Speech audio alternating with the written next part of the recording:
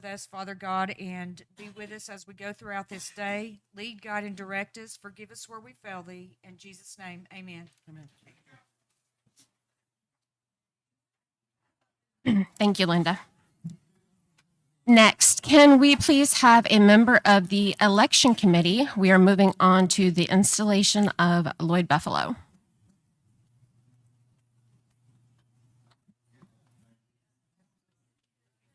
Good morning, Mr. Frazier.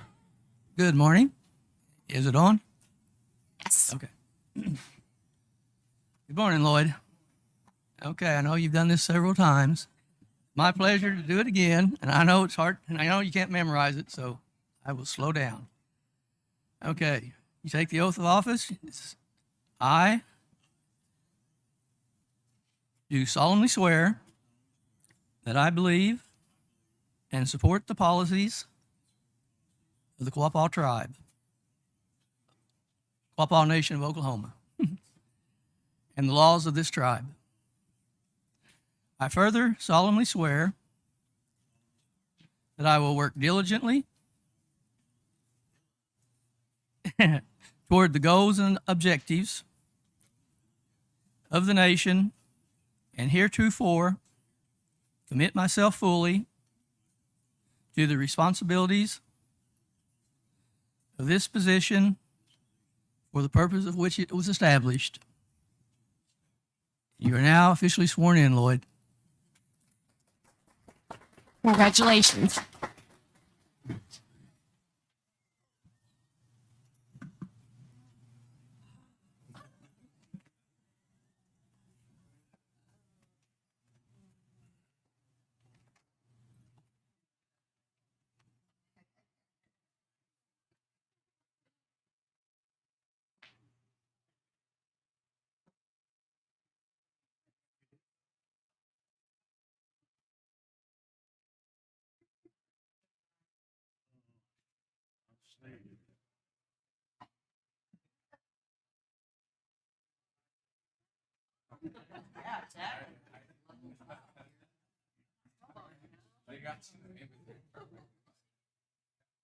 One, two, three.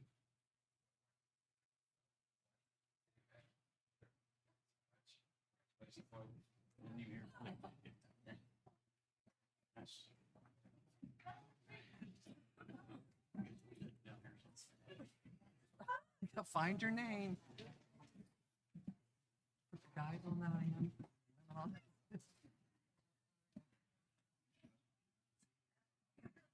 Probably so. He's gonna get you a binder.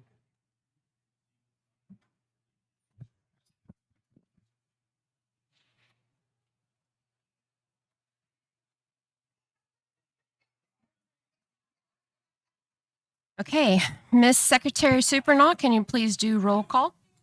Vice Chair Bowden, Present. Secretary Treasurer Superna present, Member Newton, Present. Member Davis, Present.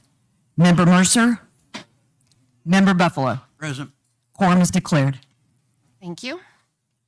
Next on the agenda is the reading, correction, and approval of minutes and phone polls.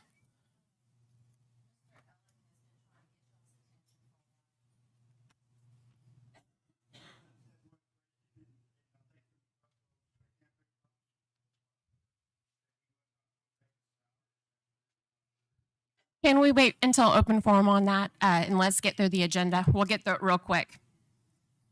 Thank you. Starting with poll 16766, do we want to take it on the end and move through it? Wait a minute. Who was taking lodging? We didn't do the roll. Yeah, we did skip that, didn't we? It's off of the agenda. First, we're going to do the reading, correction, and approval of minutes. No, they're there, sorry. I'll make a motion to approve the minutes. Motion by Secretary Supernaw. Do we have a second? Second. Second by Member Davis. You don't matter. Any discussion? With no discussion, I'll call for the question. Those in favor say aye. Aye. Those opposed? Any abstentions? Motion passes. Next, we'll move on to the approval of phone polls. I'll take the first one. It's poll number 16766, lodging and expense assistance. Tribal member received a transplant in May and was admitted to ICU and has remained there for duration. The hospitalization is roughly 2 weeks or longer, depending upon the health. The support system, who has the power of attorney, needs to stay in the local area during the hospital stay. They're down to only one vehicle because the other was broken down, and they requested $1,500 for lodging and food. The phone poll was unanimously approved. I'll take the second two, or the next couple. The next one is phone poll 16785. The poll is titled John L. Berry Candidacy Appeal Number 1. On 5/25/23 at 10:08 a.m., the Quapaw Nation Business Committee received a candidacy appeal per Section 8.9 of the Election Ordinance. The Business Committee shall render a determination of challenge within 36 hours of the appeal. That happened. The board met. That was approved. Approval count 4 yeses and 1 abstained. And that did pass. The next one was an appeal by another tribal member for the, it's poll number 16786 for John L. Berry candidacy appeal number 2 on 5/25/23 at 5 p.m. The Quapaw Nation Business Committee received a second candidacy appeal per Section 8.9 of the Election Committee. The Business Committee shall render a determination of challenge within 36 hours of the appeal. The board met as well. There was 3 yeses and 2 abstentions. So that passed as well. I'll take the next one. This is poll number 16812. It's a request for a donation to Mount Olive Lutheran School. There was a request for a $1,000 donation to be made to cover the purchase, tax, and shipping of 2 recertified AED units to be able to meet accreditation guidelines for Mount Olive Lutheran School. This will also help them to pass their accreditation. There is currently 2 Quapaw children, 4 Cherokee, and 2 Shawnee students. This was tabled at the last meeting, and it did pass.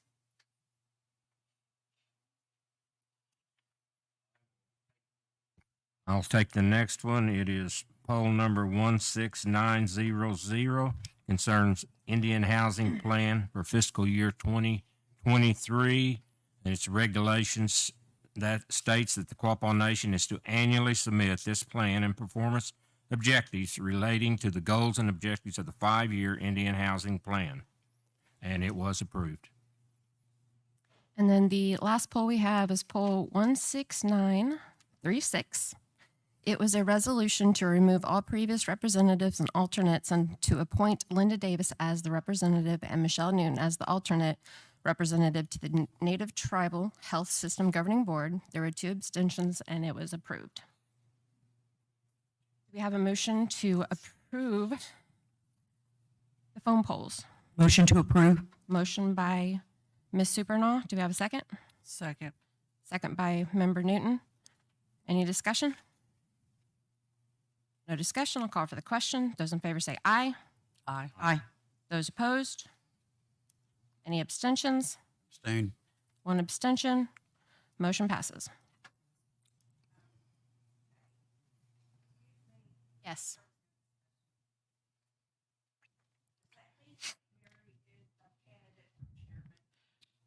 He is not, and we can bring that up in open forum. He is not a candidate, and we can discuss that in open forum. Right.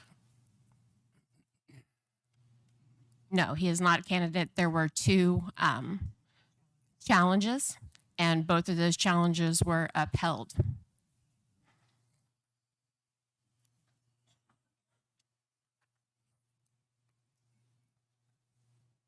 Okay, next we have the approval or disapproval of the treasurer's report, and I'm going to hand the floor over to Weena.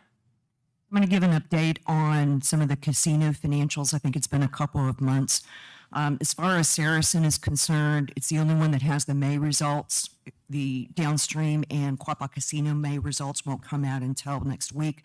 So I'll go through the April numbers for those. For Saracen, the May operating results, they continued a favorable trend for the last several months, so that's pretty good news. Slot finished just below prior year May results, and actually finished above budget. The sportsbook volumes were 4 times the volume of May 2022. The Bet Saracen app was introduced May last year, and so it's basically quadrupled in terms of volume over the last year. Market share continues to remain strong at about 72%, so we're basically nailing it in the state of Arkansas. For Saracen, the total gaming revenue finished 14% higher than May of last year, and well above budget. You know, the management team there, they continue to monitor the economic impacts, increasing inflation, things of that nature. So the guest counts were down year over year compared to May, although the volumes on the bets, so the people that are actually in the casino are placing bets at a higher rate than prior year, even though the guest counts are down. So that remains pretty strong.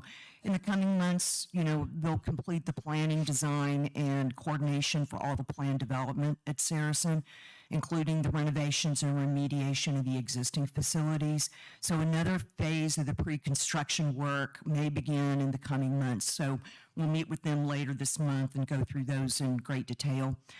With the full-scale construction of the hotel and event center projected to begin early next year. Quapaw Casino for the month ending April 30th, EBITDA totaled $378,000 with a margin of 18.4%. The April results slightly exceeded budgeted expectations by about $13,000, but unfortunately represents a decrease year over year. The decrease in EBITDA from last year is primarily the result of decreased gaming and fuel gross revenues, with an increase in labor costs, advertising, utilities, sponsorships, and professional services. Net income of the month totaled $377,000 with a margin of 18.4%. It represents a positive budget variance, very small, but still a positive variance of $48,000. Downstream April financial results for the casino, Eagle Creek, and the Q store. For the month ending April, EBITDA totaled $9.3 million with a margin of 50%, so very, very strong results. April's result exceeded the budgeted expectation, but were slightly lower than last year. Total net revenue for the month was $18.6 million, represented a slight decrease from April of the prior year, just by about just shy of 2%. On a revenue basis, April was the third best April in Downstream's history, only beat by post-COVID April 2021 and April of 2022. It's also the 7th highest revenue generating month in Downstream's 15-year history. The revenue increase is a continuation of the improvement focus made by all the team members since 2020. EBITDA totaled $58.5 million with a margin of 47.2%. That's year to date for the last 7 months of the fiscal year, and represents a significant positive budget variance of $9.4 million. Let's see, I think that's it for the treasurer's report. Thank you, Secretary Supernaw. Treasurer, do we have a motion to accept the treasurer's report as presented? Make a motion to accept the treasurer's report as presented. Motion by Member Davis. Do we have a second? Okay. Second by Member Mercer. Do we have any discussion? No discussion. I'll call for the question. Those in favor say aye. Aye. Those opposed? Any abstentions? Motion carries. Next, we have the approval or disapproval of directors and subcommittee reports submitted. I'll make a motion to approve. Motion by Secretary Treasurer Supernaw, Second. second by Member Newton. Any discussion? Go ahead and call for the question. Those in favor say aye. Aye. Those opposed? Any abstentions? Abstain. One abstention. Motion carries. Next, we have the Vice Chair's report. Since we're kind of reorganizing the way we do our agenda and we're bringing in our executive directors, I'm going to let the executive directors have their chance to share everything that they've been doing, because we talk hours and hours with them every single month, and we have a lot of exciting stuff going on. So we're going to give them a chance to speak. You can ask questions, and we'll carry on. We've had two very important events happen. I'm going to have Michelle and Linda speak about two different ones. Michelle, can you please speak about the Sovereign Symposium that you guys attended? Sure. Linda and I, and as well as 3 other employees that work for the nation, we attended the Sovereignty Symposium this past week, June 13th and 14th, at the Skirvin Hotel in Oklahoma City. The title was Treaties, the Sovereignty Symposium, and it was established to provide a forum in which ideas concerning common legal issues could be in an educated, non-adversarial environment.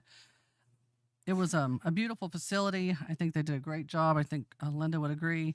There was some really good discussions regarding several topics that are fully, our tribal nations are definitely a part of. I'll just list a few of them. I didn't list them all, but some of the ones that we attended was titled Treaties, Intergovernmental Agreements and Compacts, Gaming, Criminal Law, Education. We didn't attend all those, but some of them were pretty long. Some were full day, half in the morning, half in the afternoon, which there was a lot to cover. Very interesting. There were some really great moderators and panelists. There were leaders of tribal nations, many leaders of tribal nations, tribal leaders, Oklahoma Supreme Court Justice, many Oklahoma judges, state, tribal, and Supreme Court attorneys. The mayor of Tulsa spoke. We had the privilege of meeting a Baroness, Emma Nicholson of Winterbourne. She's a member of the House of Lords in United Kingdom. She's a member of the European Parliament for Southeast England. That was pretty neat. She was on a couple different panels, and a speaker was extremely interesting. She's very educated on our tribal nations, especially in the state of Oklahoma. Very supportive. She's done genealogy for years and the connections with tribal nations to Europe. Extremely fascinating woman, and very, very, very interesting to hear. We enjoyed that a lot. She had a lot of wise words. She spoke to us on several occasions. But something to take home that really stood out, and it's something that seems very simple to probably all of us, but there was one individual that was on a panel. His name was Jerry McPeak. He was a former Oklahoma legislator. And, he talked about they always wanted to kind of get a feel of how many different, who all was in the room that they were speaking to. And there was usually a lot of attorneys. Many of them were attorneys. And he said, attorneys obviously like to win, right? That's their job, is to win. And they lose, but obviously their goal is to win. But he said, no matter what really in life, win or lose, Republican, Democrat, it's easy. Always do the right thing. And he stressed that. And the way he said it, it just really resonant throughout me, because I don't feel like it's hard to do the right thing. And but to speak to who all the different variety of individuals that were in that room, it was pretty powerful. But he had a way with words. He was really quite funny, and just a straight shooter. But he just made it really, the way he said it. I'm not going to do it justice, but basically it's just always do the right thing, no matter what your role is. And there were a lot of, I think we were really enlightened on a lot, and this was right before Uga'xpa had passed, and they were discussing that a lot in these. And thankfully, when we returned home just the other day, that it did go through and pass, and so very thankful for that. But really privileged that we were able to attend. Linda and I had safe travels, and we were very grateful for that. But and grateful that we had the opportunity to go and represent our nation. So, thank you. Away and good morning. What a wonderful evening last night at the SPIVA event, and the opportunity to celebrate as a nation. We are going into our 151st annual powwow, an exceptional turnout. To those that coordinated the event, I want to say, Uga'xpa, thank you. I also want to say thank you for the honor of being the head cook. I was blessed to work with a great team. The exhibit was more than I could have imagined. A lot of hours were put into the event, and the end result reflected dedication and commitment to the display. and especially through the display of who we are as a nation. To the gifted and talented tribal members, thank you for sharing your work through different forms of art. As the evening was drawing to an end, I had an opportunity to go upstairs, and when I stepped off the elevator and turned, I witnessed Mrs. Cahiga standing to a beautiful picture of herself from earlier days. My heart was full. We all know what the U.S. government attempted to do to us through forced removal, assimilation, and etc.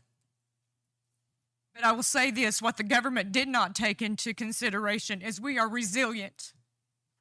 We are O-gah-pah, we are downstream people, and that is something that they cannot take away from us. To know that we were nearly eradicated in the early 1900s to now that we stand over 6,000 makes me proud, more than proud. We have overcome many challenges throughout our history, and yet here we are today.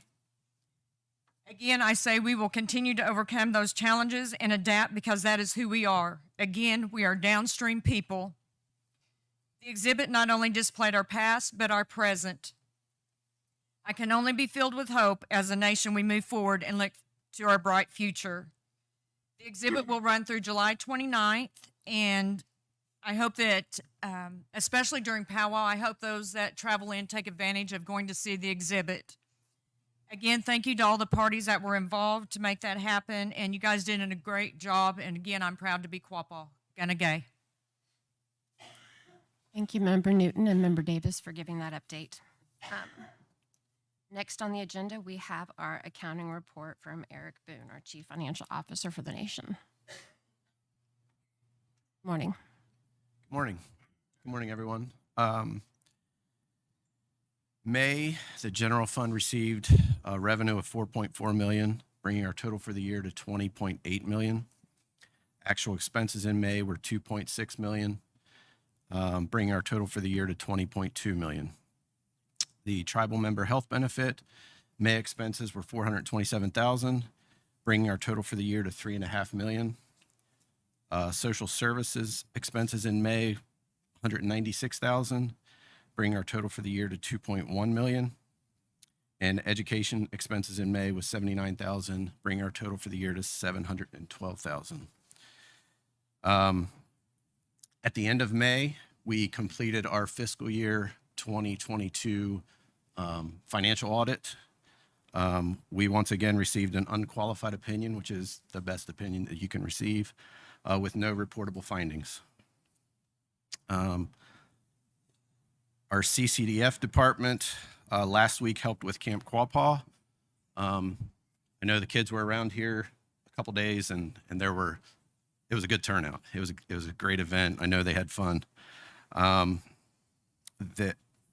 And also CCDF is hosting a training today, actually, for 151 childcare providers. And they're working on 2 projects that I'll announce them later when we get further into the process. But it's going to help out our OLC and the kids that are cared for daily up at our OLC building. Our grants department received word, I guess in the last couple weeks, we received a HUD grant for $2 million. And that's for a new social services building. It's going to be located over by the Quixota. So planning for that will begin very soon to get that process going. The IT department is continuing to install new security cameras as they have time between the help desk tickets that they receive daily. And our tax department, we've got a Oklahoma Intertribal Tax Association meeting coming up July 19th in Stroud, and I know there's a couple from the business committee that are planning to attend that event as well. Does anybody have any questions? All right, thank you. Thank you. The audit firm was Anderson, Marks & Bull out of Corsicana, Texas.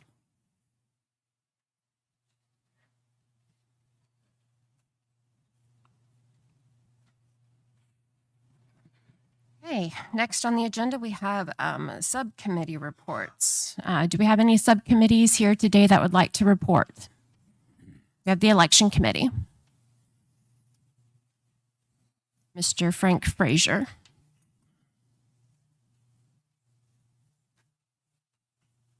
Good morning. I'd like to report, we have general council coming up, which will be a vote by every tribal member 18 years old or older.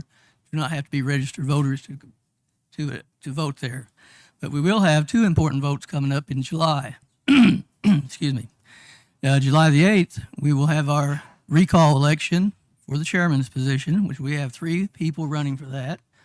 Very important. We're filling up our business committee. It's really looking good.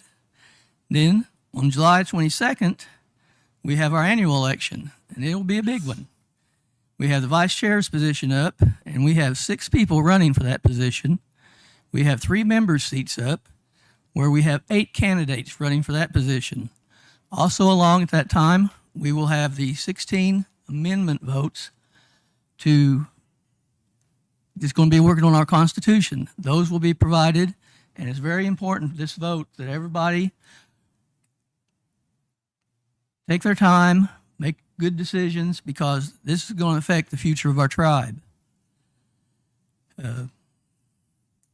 We are, right now, for the annual election, they are at the printers now. The ballots are being printed up. The report is that we should have them back Monday, Tuesday at the latest, and we will be meeting Tuesday and get them out, prepare absentee ballots, and send them out to people. So that will start being sent out next week.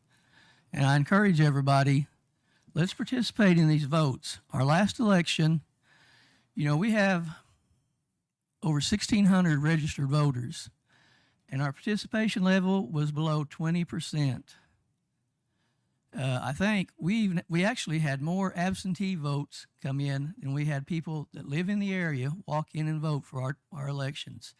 These elections are very important to the future of our tribe, and I really request that everybody participate in that.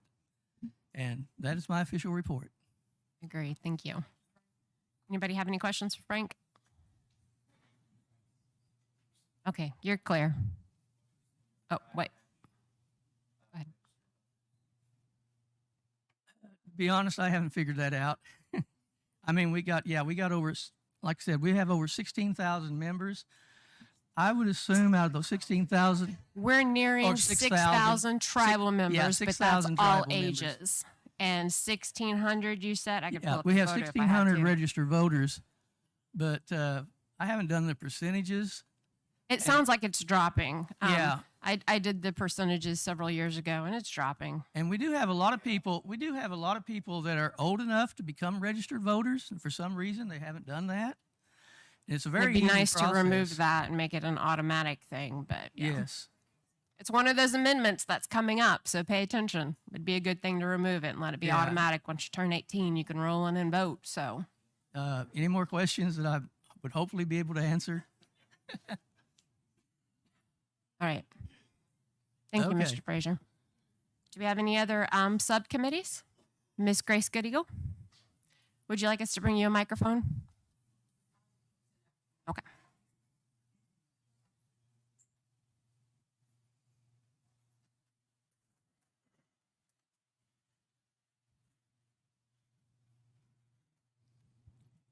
Elders Committee. We went to Camp Quapaw. We were there. 5 elders met with our young people, grades 5 through high school, and we had a good time. The elders, 5 of us, we shared our stories, excuse me, and we told them we care about them. And when they have need, they can come to us. Not only us, there are a lot of adults, law enforcement, we've got our medical people, but mainly we wanted them to know some of the Quapaw ways as well. So in addition to the stories that we told, I mean, we had a world champion boxer there. We had someone who helped bring the buffalo here, and we shared those stories with the children. But we told them in the Quapaw way, we care, we share, we give. And so at powwow time, we are hopeful that our kids are going to come around and say, "Away, gonna gay, shake your hand." This kind of thing is what we're wanting our youth to know, because they are our future. Also, after last meeting, business committee meeting, I mentioned the possibility of an elders council. And so the business committee wanted to meet with me, and we discussed it, and so, your hand. We are still working on it. We've gathered some language and we're doing some research and we're getting some ideas, and it's hot on the press, but it was due to timing. We don't have anything, that has Okay, came to fine. fruition, but we're working on it. Right, so Yes, we yes. did meet. We're looking for something to with work. the business committee, and so they are working on it. So that's my report. Thank you. And again, thank you, Miss Grace.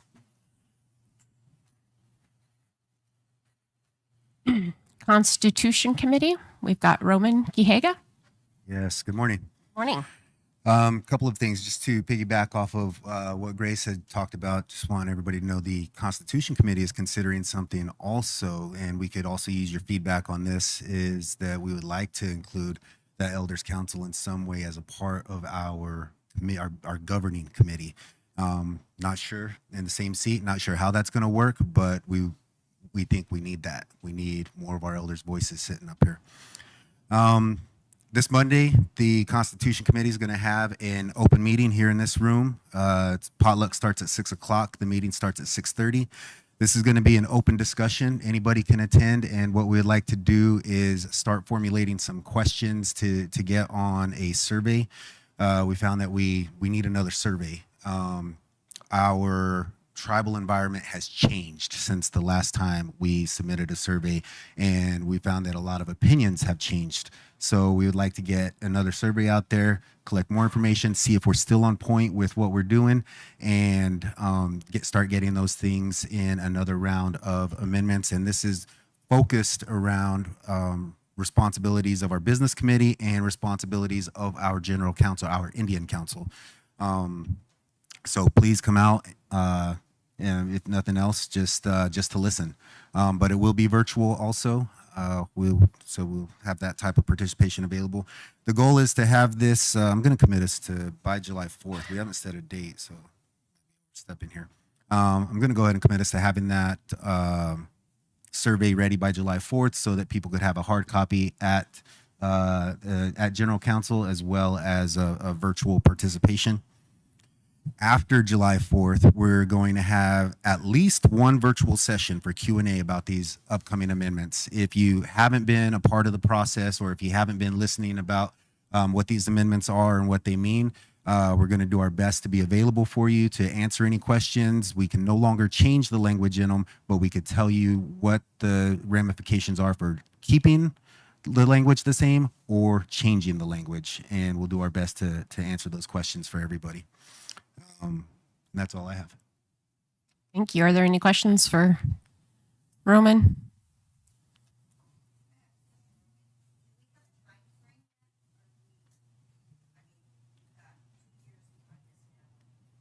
Yeah.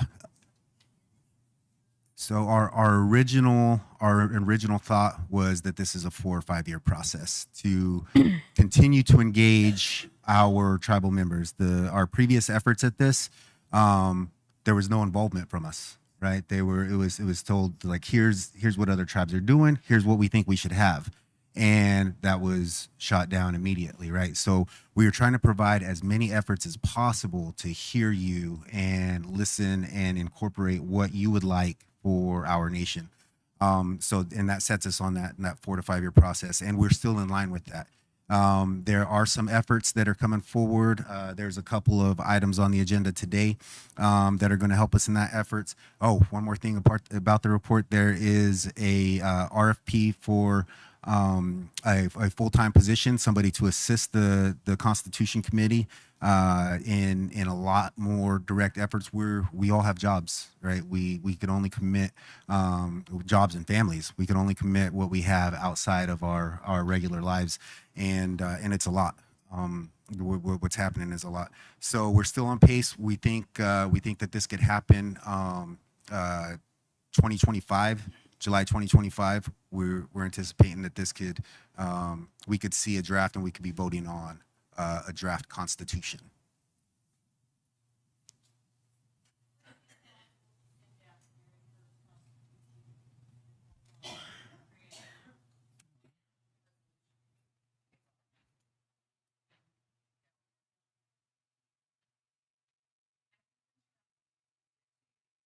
Mm.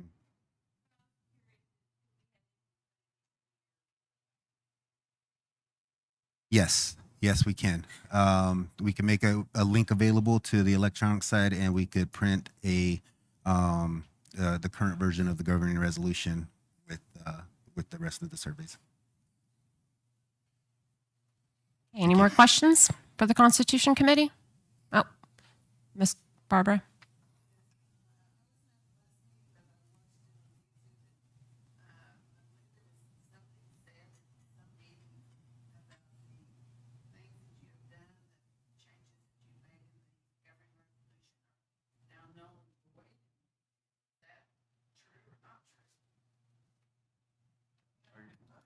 Referring to the business committee meeting?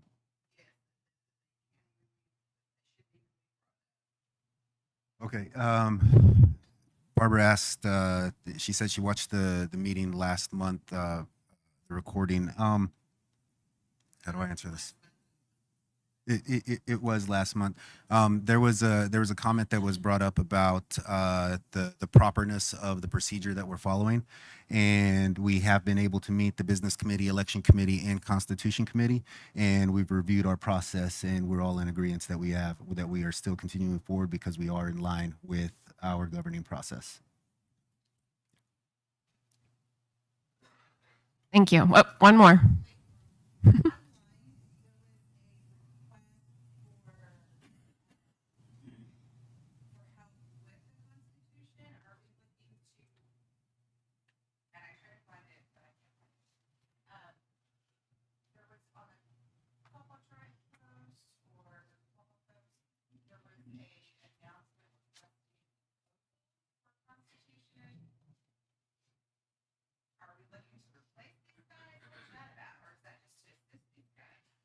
It's for assistance. It's for assistance, and the funding for this would be coming from funds that we receive from Treasury.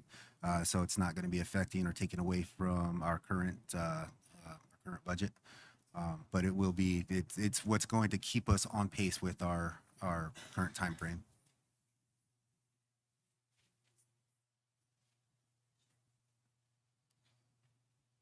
I'm sorry.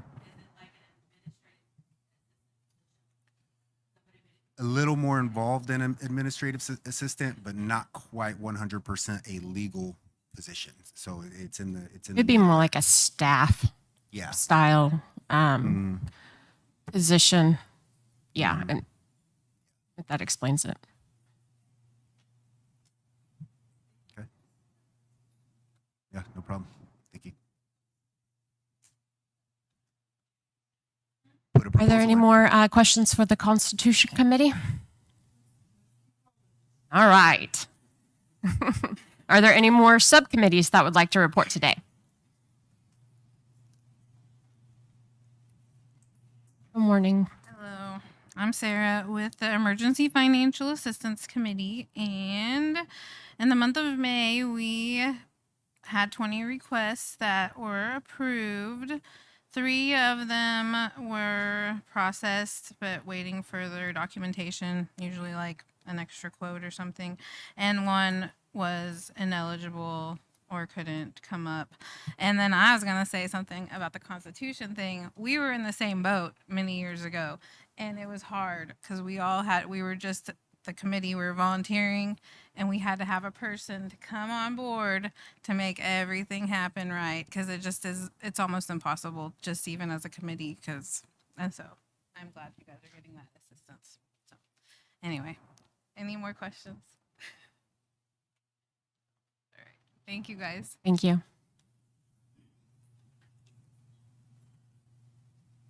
Last call. Any other subcommittees who would like to report? Okay. Next, we will move on to the executive director reports. And first up, we have Trenton Stan, executive director of resource management.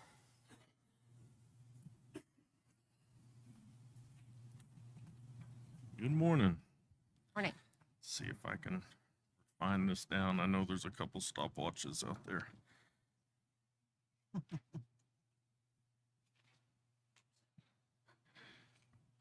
Right. Let's see. I'll start in with the cattle company right now. There's some funding available through the emergency relief program. That's on a phase 2. They've been working with Eric and collecting data for trying to obtain that additional funding. There's also the pandemic assistance revenue program through FSA. Both of these are through them to try to get some additional funds that are available for his program through that. The cattle company was awarded the 2023 the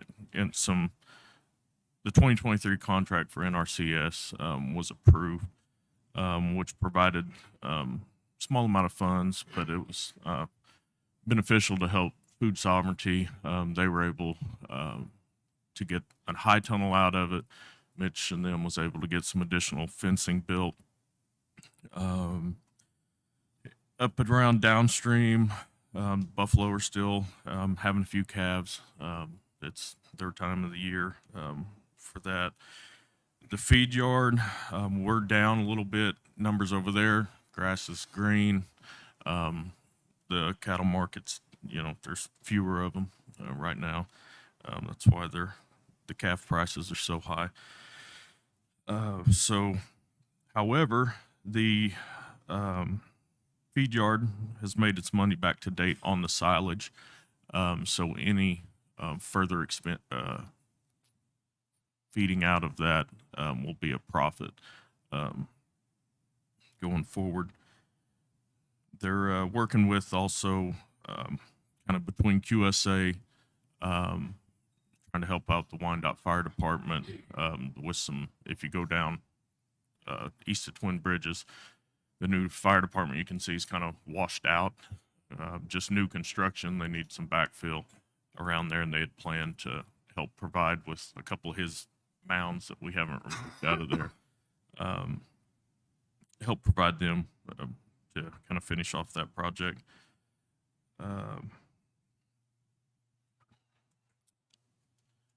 Mitch has been in meetings with folks from Cypress Valley trying to work on some additional grants. It's going to benefit both facilities, the processing plant and the feed yard. That looks to be submitted mid-July. And me and Mitch also helped the business committee send out a letter in support of a bill from Senator Mullen and Senator Smith that would amend the Self-Determination Act, basically authorizing us the ability to review and monitor our own meat processing facility. That also comes with other aspects. So then there's some additional grant funding, loan opportunities, things for the facility that we could then be able to apply for, which comes into all kinds of things. One of the main points that piqued my interest on it was waste, because we have been trying to work on getting all the departments involved that will benefit or could help contribute to a composting facility over in the Pitcher Mineral Heights area completed. We hope to actually on that little project have kind of a test pilot running mid to late July. I've been around meeting with environmental, food sovereignty, forestry, Mitch, talked to the processing plant, just everybody that this project's going to affect, benefit. Just trying to get everybody's input and planning completed, even down to how are we going to get the test bins built. And that's kind of where we're at, is getting quotes for that right now. Spent an extensive amount of time visiting with Michael Young over at the mechanics office. He actually has a master's degree in agroscience and has done some composting when he was in college. So he's a great resource to kind of hear from and see what may work or get his input on the project. Food sovereignty, they've attended a drought workshop and tribal food initiative in Tulsa last month. As you, depending on which way you came here this morning, you may have drove by, I'm not sure what we're calling it. Thank you. The garden property down there, and seen the construction going up of the wash and pack house. So that moved along fairly quickly once they got a cure on the cement. Kind of next step down there is to help them out. It's getting them water. James's work, there was a meter issue on getting that. However, it was supposed to be in a 4 to 6 week turnaround on that, but James got that picked up in the middle of this last week. So that's going to definitely make it easier on them on watering all the plants and everything on site. So we look to get that moving. Food sovereignty applied for the Native American Agriculture Fund grant. That portion of it was basically utilized. They applied for funding to supply that pack house with the equipment and everything that it needs to run efficiently. Goodness gracious. And they've been, outside of just marketing the farmers market locally, they've been on the morning show and Living Well with KSN. So them early 5 o'clock, 6 o'clock shows, they've been up there doing interviews and trying to get their name out there, which has been good.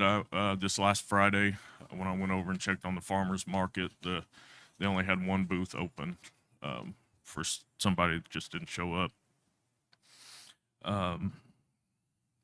Forestry. Oh, sorry. We've been having some sit downs, James and I, and Allie and James and I, and we're trying to get, her kind of all squared away on, a place to put her equipment. Where can that be located versus our checkerboard land ownership? Where do we have water and electric? And so we've been going kind of here and there on pros and cons of each site, and we're getting close to the possibility of it being over here, a mile section north on the Alexander property. We're still working through some budgeting on that project of where that's going to put us, but she got a lot of new equipment, trying to get it out of the weather. The lift, I don't know if it's affected any of you guys. I know it has a couple of her projects right now.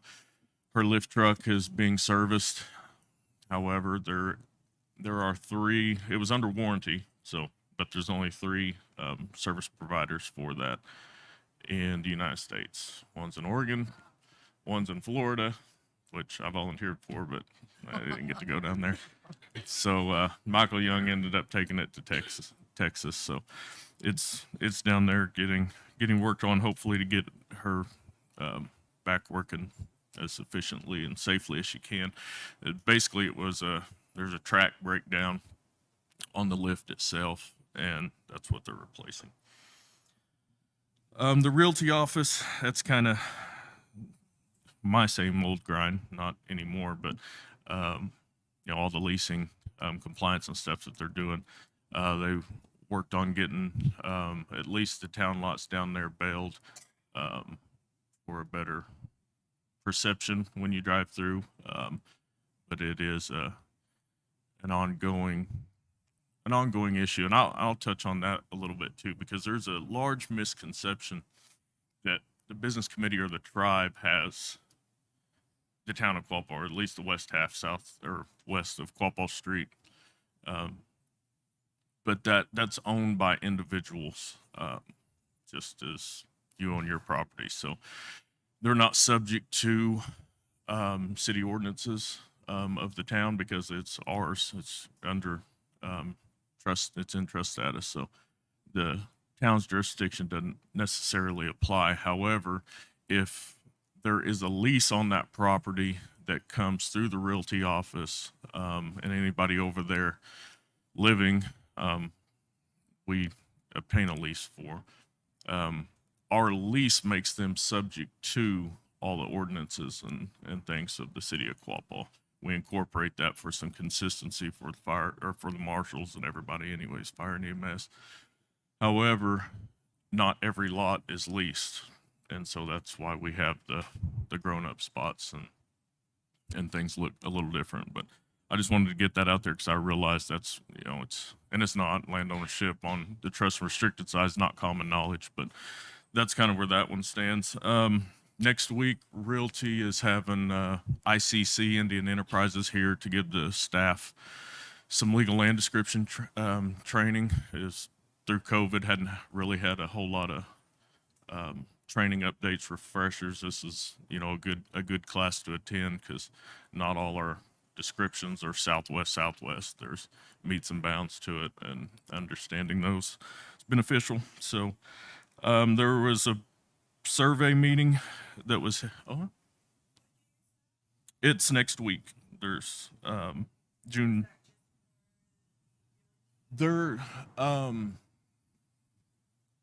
if you're interested in attending, let me know, and we'll talk after the meeting. We'll see what we can get, because it is a company that they travel around the country giving different types of training for tribes and realty offices. So we'll see what we can do. They're really very good at giving landowners breaks through their classes. So we'll see what we can get worked out there. There's a survey. We had a survey meeting before I even started in the realty office. There was a cadastral survey on Whitebird Street that was ordered, and over a discrepancy in a description of property.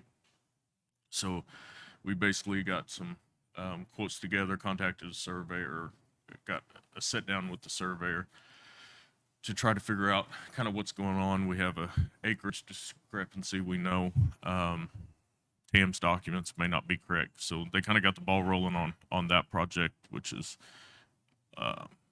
basically we just had to take it into our own hands. The cadastral survey went through multiple surveyors to reach completion, and it never really met the objectives of the initial request.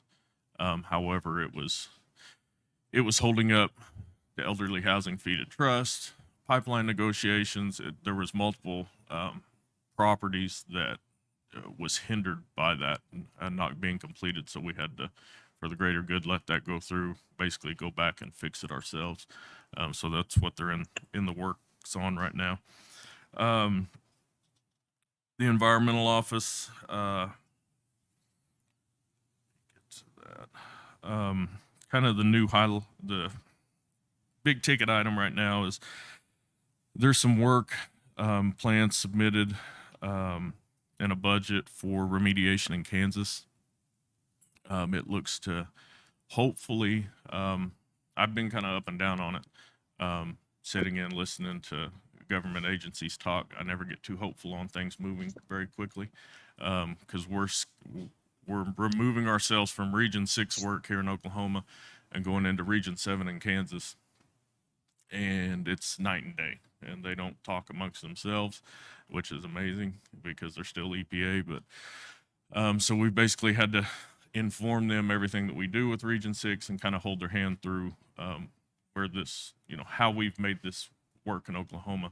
And Craig and the environmental team's done a fantastic job of answering their questions now, resubmitting documents to try to move that project along. And actually, after most recent meeting, I think we may be somewhere to at least start to be able to get an award maybe in the fall of this year, which actually really kind of surprised me.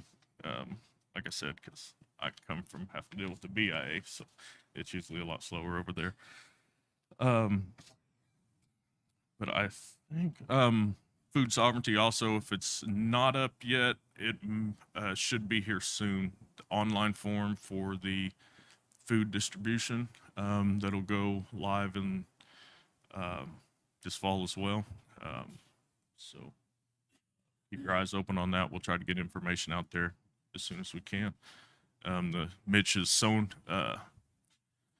done his ultrasound and stuff on the cattle to find out the processing kill dates, and so those are lining up a little quicker than anticipated. So, all right, I think that's as long as I'll have you guys listen to me. I tried. I'm sorry. So go ahead.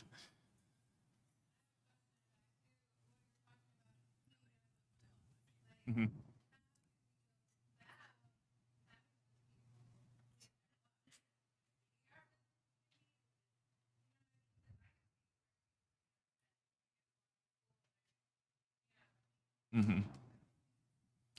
Mm-hmm. Yeah, I would have to defer to them. I know we have land use plans and things, so it would may have to fall under. It would have to come out of tribal codes or regulations or something from here, but there's nothing in place for that.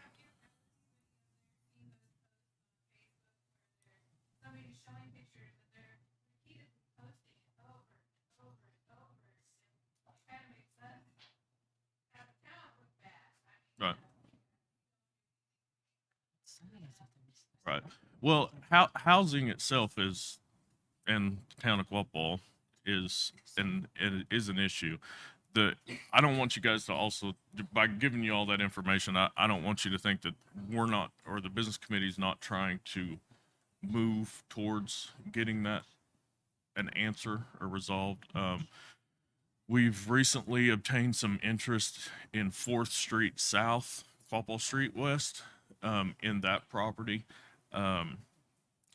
That's actually, I seen on the agenda part of one of the resolutions where the realty department's applying for a mandatory fee to trust on fee interest acquired in that property. So now the tribe, once we get, that all finalized, we'll have a real vested interest in the town. This was just recently acquired to the point where now we could apply for mandatory fee to trust. So they've obtained that interest. We're soliciting others for the business committee then to be able to have a say because it's in tribal property. So we're working avenues, and if there's any other ideas or opinions, I'm all ears, and I can help guide what we can and can't do because of the trust status and things. But the business committee is working on acquiring that so they can do things directly, and it's not just doing something for other landowners that aren't local, and that's ultimately what it boils down to is, ownership of the lots aren't here. So, and we get, in realty, we used to get calls all the time of people that didn't even know where the properties were at. And depending on your ownership in the property, you may not realize that you're receiving money for a lease or something. So that may be some of it, but they ultimately have seen the lease at some point or the other because we've sent it to them. But any other questions?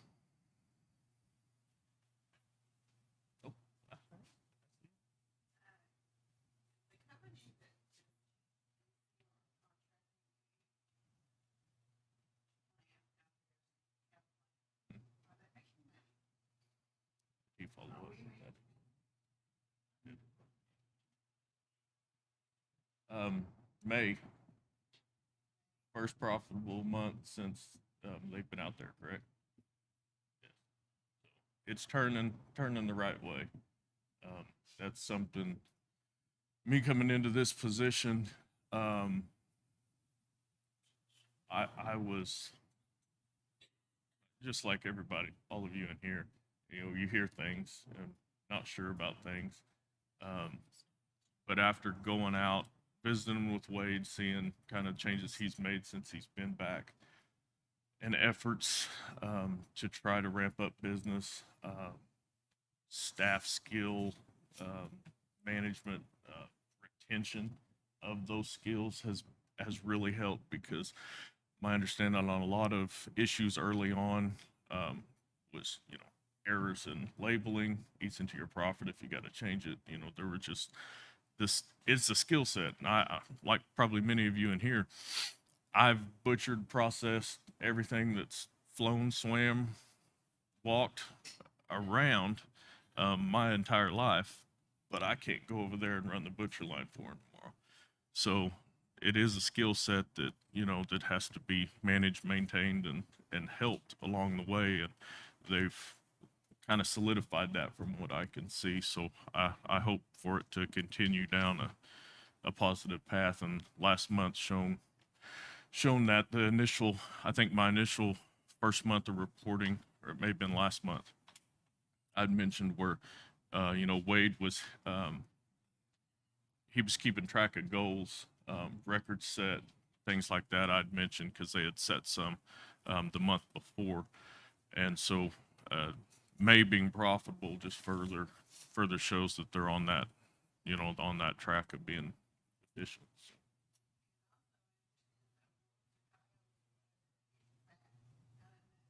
Okay.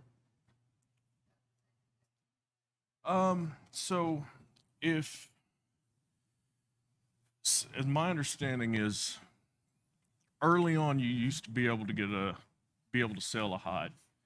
You used to be able to, there would companies come in and buy them for a decent amount of money, and then the hide market went down with everything else, and there wasn't anybody interested in purchasing those hides. So basically, hides and bone matter that wasn't used in the cuts went back, dug a hole, covered up. But there is, like you say, the chance where critters get in there and pull one up before it's covered, or here and there scatter stuff out. But that's, from me coming out, since I started and was shown, Mitch had talked about, that composting facilities would be a good thing to resolve this, and that's what I've been trying to move along since I've got in this, since I've have been in this position. And we're actually, like I said earlier, we're looking to try to get that piloted mid-July, towards the end of July at the latest, because we're just trying to figure out, run a couple tests on, because basically we have a windrow turner for the composting that keeps all that turned up loose and hot. It has some teeth on it though, so the fear is you can't just throw a hide in there, it's going to get all wrapped up. So from set downs with Michael, he believes that, by adding some nitrogen-rich product in some way onto that hide, he thinks he can get that broke down in a matter of about 30 days, enough to be able to be turned through that and create good compost. The bone is not as much of a concern. However, Mitch has been working with individuals to get the heads out. So he may have a buyer for those, for the skulls, but he's working through kind of the process on, because it's a USDA facility. If it leaves there, it has to be bagged and packaged. And then is that going to be something that individual's, willing to take on, because there's additional costs there. So we're trying to hit it from all angles on getting that resolved.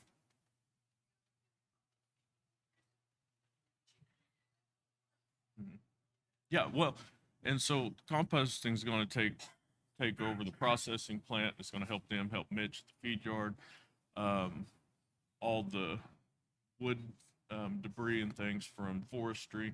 Obviously, food sovereignty is going to benefit from it, and then the cleanup in with EPA and QSA, because they can benefit from clean fill if we have enough.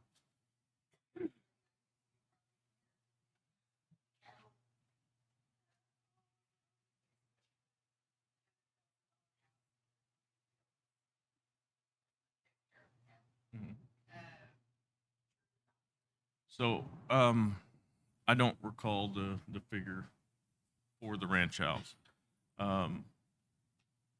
Alls I can say is that there is a ranch house approved. However, the concern is not, in my opinion, in looking at how this is all laid out. So James is tasked with, getting that project going, the 20 units, all the facilities, maintenance, and everything. The location for the ranch house is on a site that already has the pins and things set up. There was a trailer out there before. So the locate for water and sewer is basically all that needs to be done for that site. There's no site prep that's going to take away time from the 20 units going up, because the dirt work for that, did he get started last week? So the dirt work for that looks to start this week. So that project is not in any way hindering the 20 unit project.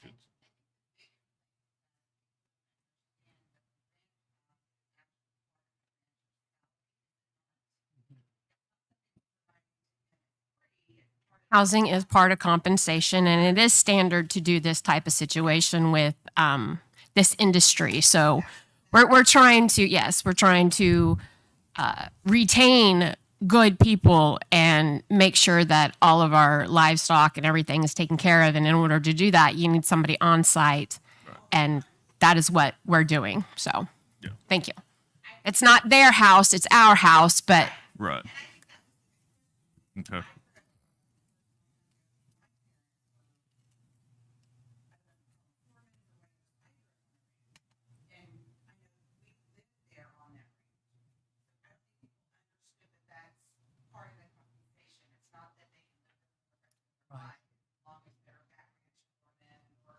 think of it like a governor's house. You know what I mean? It comes with the position. So, yes.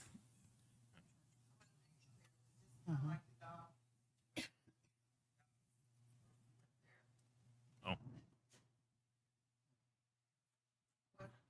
Right. Okay.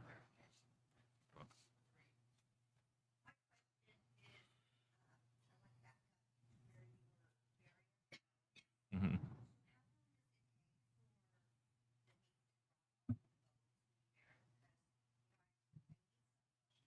Yeah. Right. And I apologize. I knew you needed bones and I forgot to get that. Let me.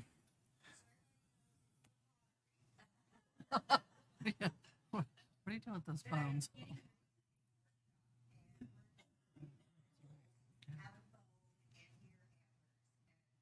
Yeah.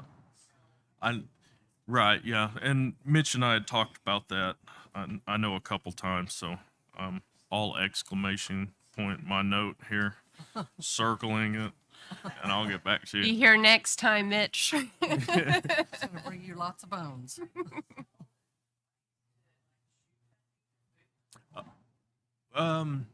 So just this last month, there's not any, we don't know the outcome of it yet. Yes, to answer it shortly. However, it's still under review to see if if the company's interested.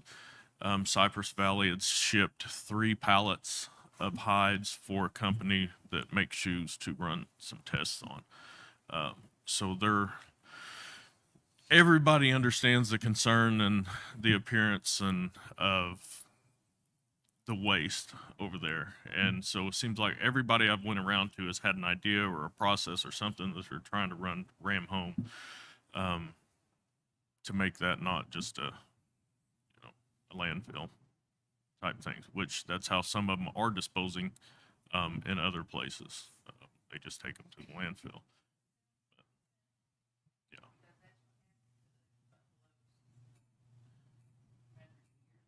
Yeah. Right. My mom lived a mile processing plant. She already planted the measured farm started. So it's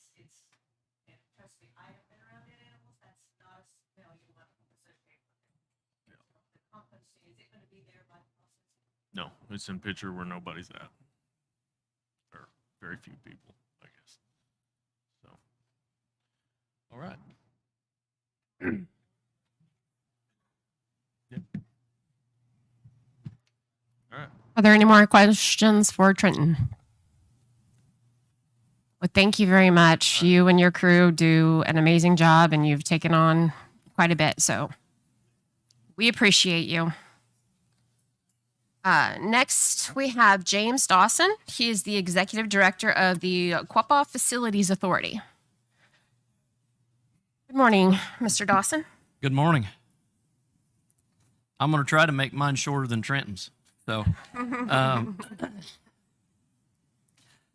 we're going to start off with housing. We had a really big event this couple of weeks ago. We completed the house on Kentucky Street and turned over the keys to the owner, and they're just extremely excited and elated to be in that new home on Kentucky Street.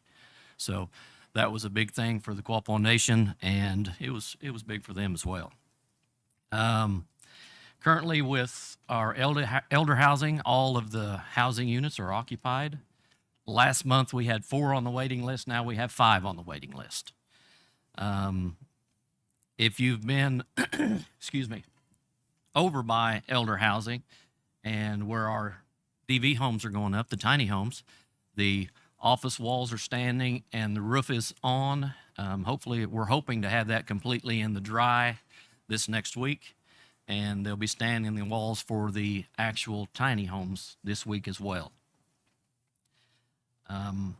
And as Trenton said, the housing project is getting ready to take place on East 50 Road.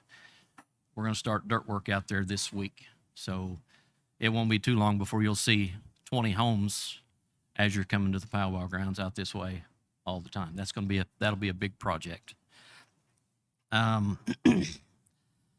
maintenance staff, HVAC and electrical staff, have been working on the Wyandotte Fire Department, the new fire department down there, trying to get everything wrapped up, and it won't be too long before that's open and operational. We have outside of Trenton's QSA, we have a heavy equipment operator that works in maintenance, and we utilized him to do some work. I called it the Welch property last week. We have since started calling the garden property because the Welches no longer own that. So until that's named. I was going to talk about that. I'm so proud of him. We're when trying you- to get rid of these names and come up with our own names. But When you hear garden property, that's where the food sovereignty, the pack and wrap house is, the new building that's on Whitebird Street. or the farm, not With- sure. Yeah. Something will fit. Whatever we decide to call it, until that's named, when you hear garden property, that's what it is. Yeah. We're thinking those would be great general counsel questions, to get heated up with the election devices, throw a whole bunch of names out there and see what, sticks. I don't know. We'll see. Anyway, we have 6 greenhouses that'll be going in there. Our heavy equipment operator cut that. We put the rock in, so that is about 95% ready for those greenhouses to be installed, and that project is going to start after powwow. The greenhouses themselves are coming from downstream, so they're going to be disassembled at downstream and brought to the property in town. So that's not an expense that we have to buy new greenhouses. We already have them, so that'll be very beneficial. The staff working here at the powwow grounds in preparation for the 151st annual powwow. If you haven't had an opportunity to look down at the arena, I urge you to. Joey and those guys, Joey and Bladen and Corey, they've been working really hard to get the arena looking nice, to have it ready for the powwow. The grass is really green. It's just been fertilized again, been watering a lot. So if you have a chance, go take a look at it and even thank them because they're working really hard on it. We've installed 5 new canopies at various camps. Been making electrical repairs to camps, been making water repairs in the camps and on the property. We've had some issues with septic systems on the bathhouse on the west end. Got those issues resolved, so we shouldn't have any problems, hopefully, over the weekend of the powwow. Been clearing debris out of the creek, leveling campgrounds, leveling grounds around because we have had some rain that's come through and created some ruts. So we're trying to make it as safe as possible for all campers. And we've also had to repair some retaining walls. So those things are what's happening actually on the powwow grounds. We've got a privacy fence project that's going to be starting on Whitebird Street on Elder Housing. Plan to start it this next week. And in the past month, I know last month we had 41 scheduled and completed work orders. This past month, with everything else that we have going, we completed 37 work orders. Utilities, Ricky over in Pitcher, he continues to work on capping unused water lines and removing meters that are not in use, fire hydrants that are not in use. He works over there daily to getting that. And as Trenton mentioned, the water, he's getting ready to come over and start installing the water at the garden property to help the people that work for food sovereignty, help their staff to be able to water a little easier instead of having to drag 250 foot of hose all over the place.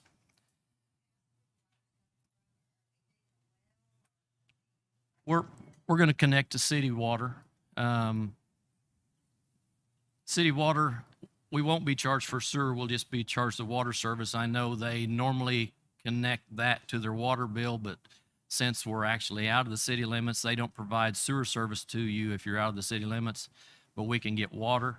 And we've gotten approval from the city of Quapaw, town of Quapaw, and Ottawa County because county takes over about midway in the middle of Whitebird Street. So that's their property as well. So we've got approval to go through the road to make access to where we can take that water to that property. And the water lines are actually going to go to the pack and wrap house and then out to the gardens and then into the greenhouses as well.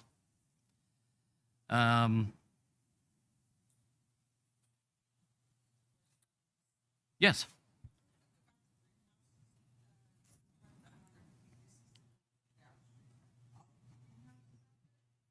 That is my understanding, yes.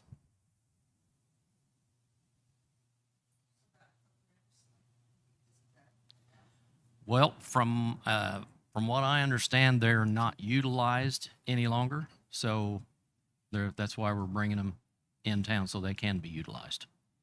And it will eventually increase our food sovereignty to where we can serve more people because we will be able to grow vegetables, do things year round instead of just during growing season. That is a question I don't have the answer to. I'm sorry. They haven't really, they've been kind of weaning. I mean, they've just not been able to have the people. I think they've only really had a few up and going, and they kind of house they mainly like your certain salads. So we figured if we merged together and it could grow and still supply for downstream, but kind of bring it all under one umbrella because they really weren't fully being utilized out there. Thank you, Michelle. I was unsure of that.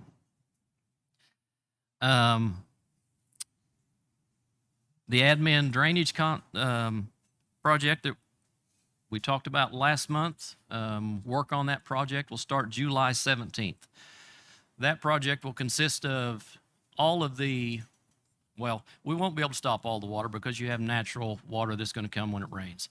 But everything off of the buildings is going to be taken out of all the downspouts, underground, and taken to other drainage areas to where we can get them away from the buildings. So that'll be a big plus for these buildings. The Title VI garage is complete. With the exception, we're going to install a lift in the garage for safety reasons. So the employees can put items on the lift because there's storage up in the attic.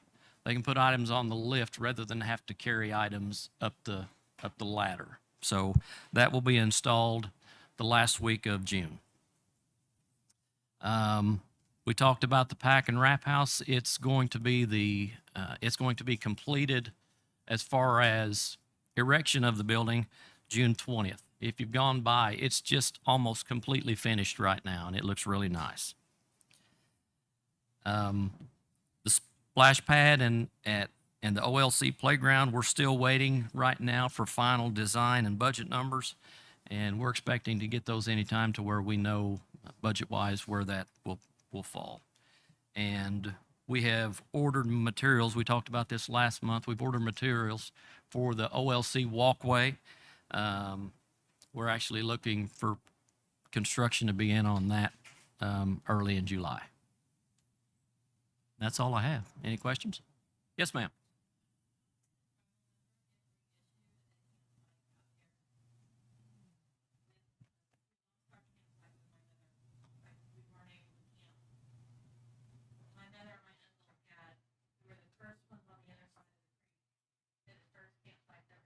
It would be over on the tribal administration side. We'll get you connected and get you your answers.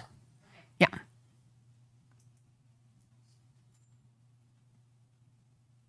Any other questions for Mr. Dawson? Okay. Thank you very much. You two have taken on a huge undertaking, and you guys are helping us out tremendously, and you're appreciated. Next, we have Ms. Steva Stan, the Executive Director of Tribal Member Services. Good morning. Good morning. I'm going to start off with the fitness center this morning. For the month of May, they averaged 197 participants for the week. They're averaging 36 daily, and 8 on an average use the sauna. The fitness center did add 13 new memberships. They had 54 renewals. They're also holding the annual health fair on June 30th from 9 to 1. And they currently have 3 interns for the summer to help them out. The enrollment department, there's currently 5,923 Quapaw Nation members now. They had, for the month, 18 enrollment applications received and 14 name changes. The Title VI caregiver program, they actually served 237 congregate meals and 76 on the route, averaging. They held a senior prom on May the 12th at the Bearskin Wellness Center and had a total of 192 attendees. And for the month of May, as a total, they served 187 congregate meals and 3,627 home delivered meals, and 181 walk-ins. Staying really busy. The higher education department's been busy with their day-to-day activities and applications for summer, which started May the 1st for summer funding. The Quapaw Nation Workforce Program onboarded the first group of interns for various departments. The Quapaw Nation Higher Education and Workforce Program worked together this spring to help a tribal member first find temporary employment, and then they assisted them in getting enrolled at a tribal university, and they are now attending summer school and hopefully beyond. Let's go.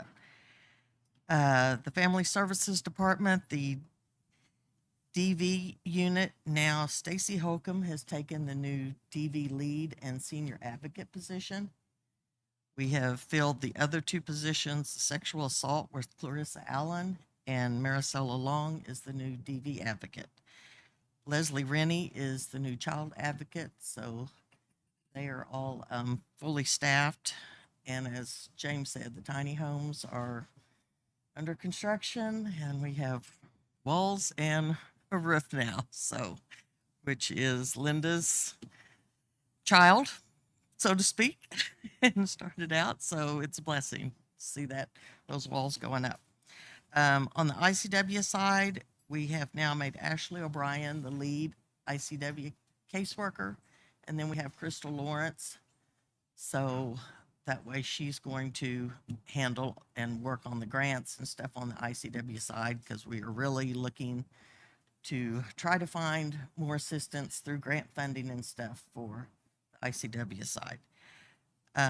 Ashley and Crystal are helping to feed kids through the 3 months this summer by taking groceries to them once a week for Commerce and the Quapaw school districts. And it's just to help bridge the gap and ensure the children have food while they're not in school. And it's going to assist about 40 children and families.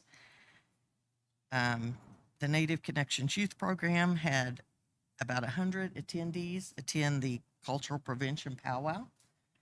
They also have a counseling services that they provide, and they have about 40 children and families that this program pays for counseling and offers. Camp Quapaw that they had mentioned had 40 sign up for that, so they had a good turnout for that as well.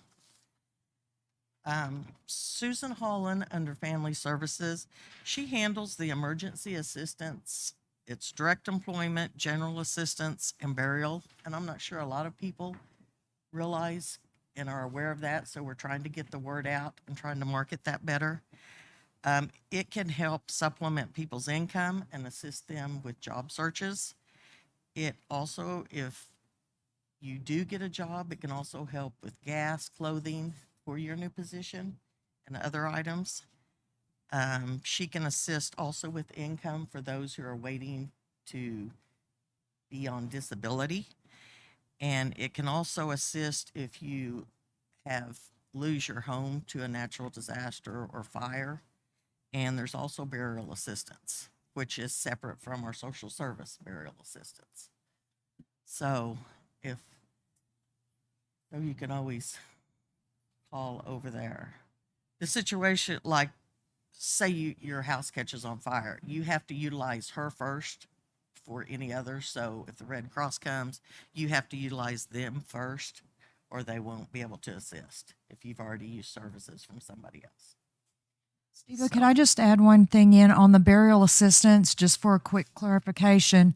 That one is, again, as a last resort if there are no other funding available. So, for example, if a Quapaw tribal member sought out that through Susan, they would not be eligible because we have the end of life here as well as through the social services as well. Yes. But it is a great opportunity for those families that do not have any resources available. And it's not only for Quapaw tribal members. Correct. Any federally recognized tribe. So a lot of times we help those that their tribes don't provide some type of burial assistance.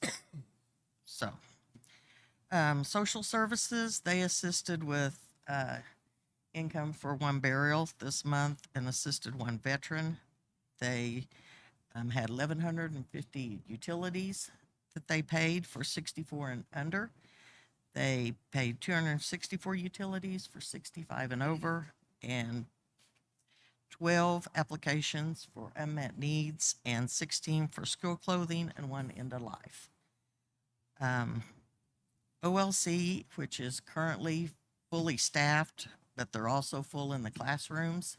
Even with kids aging out and moving up, they just keep coming from the babies all the way through. So we're trying to work at different avenues, trying to get other kids that's on the waiting list in, but we're just struggling due to the numbers and the classroom ratios that we have to go by. They did have an all-staff mandatory CPR and first aid training that all the staff was required to attend. And they had a Muffins for Mom turnout, which they had 20 attend that. Yeah, and they had a Donuts for Dad, and they had 31 turn out for that. So the dads were rocking. And they had 80 turnout for family night. So they're really trying to have some activities and getting a good turnout there. Right now, our focus is getting ready for the 151st. Oh, well. So we're going to be busy with that in the next week, which is July 1st through the 4th. General counsel, of course, is on the 4th, so we're trying to get ready for that. And always remember, if you have any issues or want to email, tribal.services@quapawnation.com. Send an email, whether it's concerns, questions, or ideas, please send them our way. That's all I have. Thank you, Steve. Are there any questions for Ms. Stand?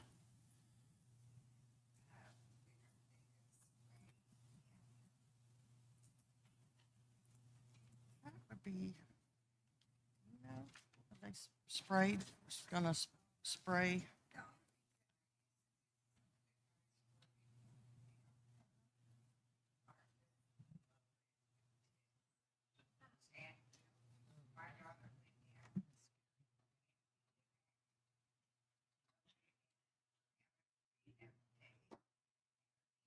You don't want it to be loaded with. Yeah. Okay. That's actually been, I've been in contact with Baltimore County. They told me that spray and actually do it for us. And I've got the agreement set with them where they can actually come on our property to do that. So it will take place probably within the next week. So in case anybody didn't hear, we're going to have the powwow ground sprayed for ticks and mosquitoes and all the lovely larva-sucking insects prior to powwow next week. So good news. Thank you. Good. Thank you for bringing that up. Yes, and of course, the gates will be open the week before. Oh, and the gates will be open the week before And through the powwow. And through the powwow. And is it 2 weeks afterwards? week before and week after. A week going before and a forward, week so, after the grounds are open and closed. Yes. Yes. And soon we are working on a resolution to open up the powwow grounds, but we've got to make sure that we address safety issues, have signs for contact information, protect the assets of the tribe, make sure there's patrol. We're getting there. It's just multiple wheels in the fire. So that's coming too. Stay tuned. Any more questions for Steva? Thank you. All right. Thank you, Steva. We're going to back up just a minute. We forgot to holler at Miss Melanie earlier to give an update on our powwow this year. So we'll give the floor to Melanie. Sorry about that. She's getting the goodies set up for after the meeting for the celebration of our installation of Mr. Buffalo. Go ahead. I'm Melanie Shawnee, and I'm Mike Shawnee's widow. And I'm honored that the business committee would allow me to continue Mike's plans for the powwow. I want to thank you all for allowing that. I don't know if you've seen the flyer, but the head staff, we have J.R. Ross as head staff, head singer. He's returning from last year. He did an awesome job. Julia Bird is our head lady. Derek Shawnee will be head man, and Chisso Brown will be head gourd dancer. All of our head staff are Quapaw, and that was real important to us as well. Sometimes it's hard to find all Quapaw dancers and singers, so we're glad. We have Young Bear coming from North Dakota. I sent their contract to them. I'm waiting to get that back. I'll check in with them. On Monday, I have a feeling they're out powwowing, so they've not responded yet, but we have been in contact several times, so they're planning on being here, and they're going to arrive a couple of days early since it's such a long trip in. I've verified that the crowns are in the works. I ordered them quite some time ago, and the banners, but I always like to follow up because sometimes they get busy with the Alanshka and other things going on. And so I just messaged everyone this week and verified. I have a lady out of Pawhuska that's doing the banners again this year. Shawls are ready. Carolyn's always on the ball, so those are already done. We have the rooms reserved, and all of those are assigned. I've gotten the list of all of the singers that will be occupying rooms at Downstream, and we're really grateful that Downstream will allow us to be there, because in the past we were not able to go there. And so that means a lot to us to show off that beautiful place, our facility, and show hospitality. We have cooks hired that provide an evening meal for our head staff and singers, which again is something I told Mike it was really important to me when he first started as powwow chairman to do that, because when my dad was a little boy, we always fed, but we fed everybody. Well, now we feed the head staff, and that's the best that we feel we can do, at this point. Trying to think here. The ice and the freezer have been ordered. The man was supposed to call me back, but I'll be on that this week as well, just following up. Groceries, we're getting quotes, which is usually the last thing for rations. That's one of the last things we do on our list. Gourd dancing, we'll have one extended session because of the heat. I talked with our head gourd dancer and the head singer, and we've decided to do 2 to 4 on Quapaw Day or Quapaw Night, which will be July 1st. So 2 to 4, supper break will be 4 to 6, and then 6 to 8. And then we will not have grand entry that night, but we'll start dancing and contests at 8. And then it's the normal schedule. We don't really change it much on when we hold our contests, just because it makes it simpler for those attending to kind of know. But the second, July 2nd, will be the young juniors and teens contests and tiny tots.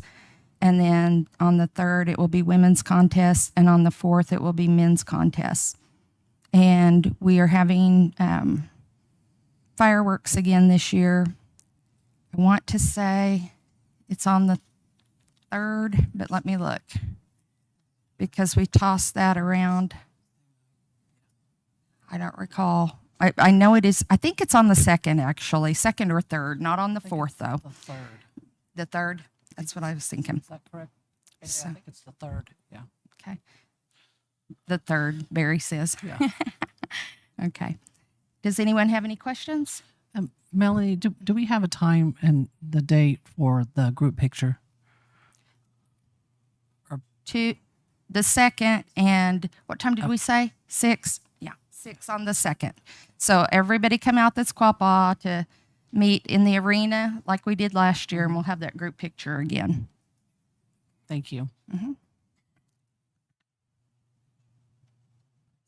Sir, Gracie? Oh, the programs, yes, I've got those. It's all planned out. I've got the pages all ready to go to Barry, who jazzes everything up, and then we'll send them to the printer this week. And we also have T-shirts ordered. I hired a guy. He actually had told me he was doing a design in memory of Mike, and this was back in March, I think. And I said, well, I think I'd like to see that and maybe put it on our powwow T-shirt, if you wouldn't mind. And he was flattered and honored, and so we love it. Barry and I loved it, and Barry has played around with it a little bit, doing what he needed to do before it goes on to the T-shirt printer. So we'll be selling T-shirts. I don't know of the price yet on anything, because we're waiting on that to come back from the printer. And a lot of times the colors vary, and the prices will vary based on the colors and sizes. Weena, did you have a question? No? Oh. Anyone else?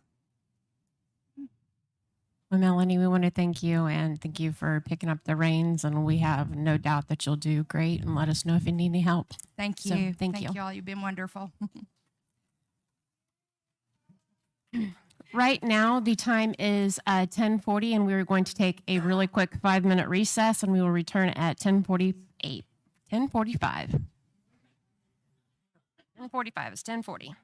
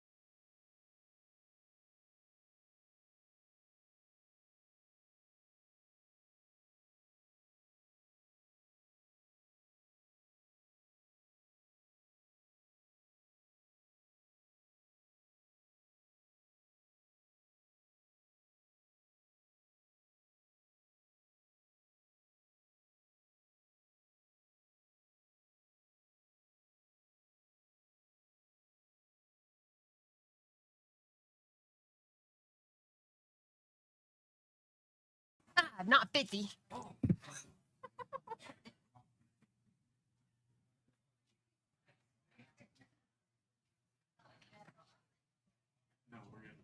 Okay, the time is 10:49 a.m. and we're going to go ahead and call this meeting back into order from a quick recess.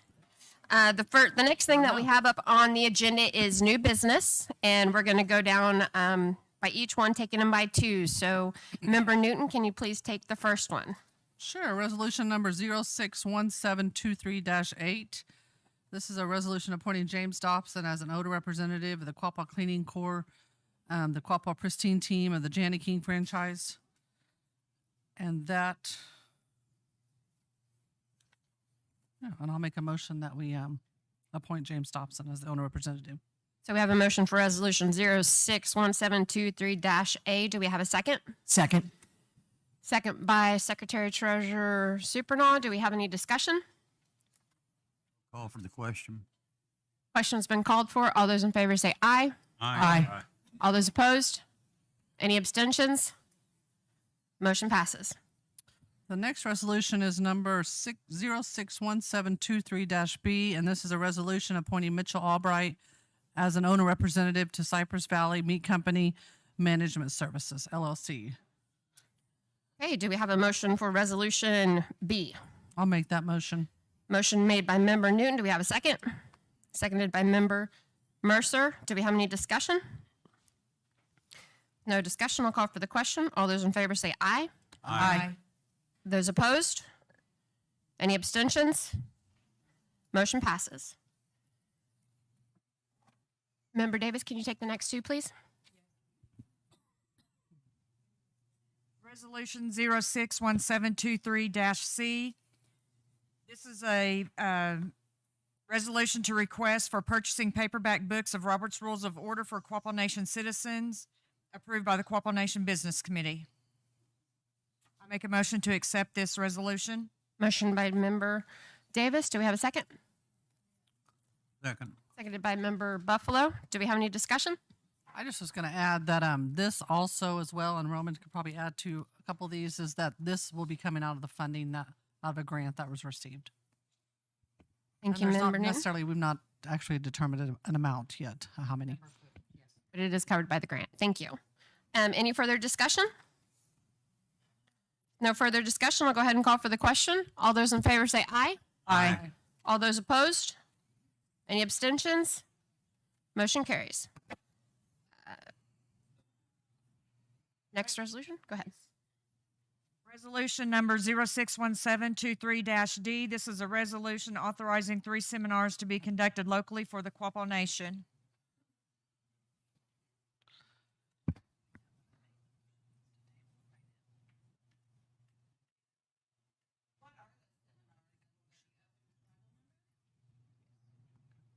Yes.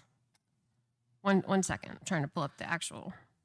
I would like to make a motion to table this for now, to have more discussion, or actually to change it instead of committing to 3 seminars, maybe possibly one at a time, just to make sure that that seminar goes, as smooth and that everyone's happy with that, and what the needs actually are, before we kind of commit in a resolution to have 3 of them. So I would like to make a motion to table it for now and change this, correct the resolution if we in discussion. Yes. Sorry, I don't mean to interrupt. I just want to know what kind of content are in the seminar. That's something Roman may be able to come up and, oh, yeah, sorry. We'll get a second and then we can go into discussion. I'll second that. Okay, we got a motion to table it by Member Newton and a second by Member Davis. Do we have any further discussion? Okay.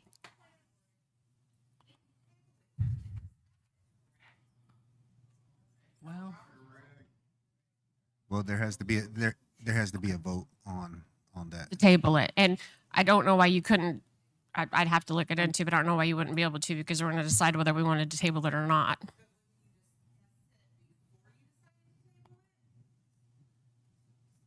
Well, the resolution is not There's not been a motion made. She just made the motion. There was no motion prior to it. So she's making the motion and we're doing discussion on it before we go into discussion. But if you will just please answer the question, Roman, so we can carry on. Thank you.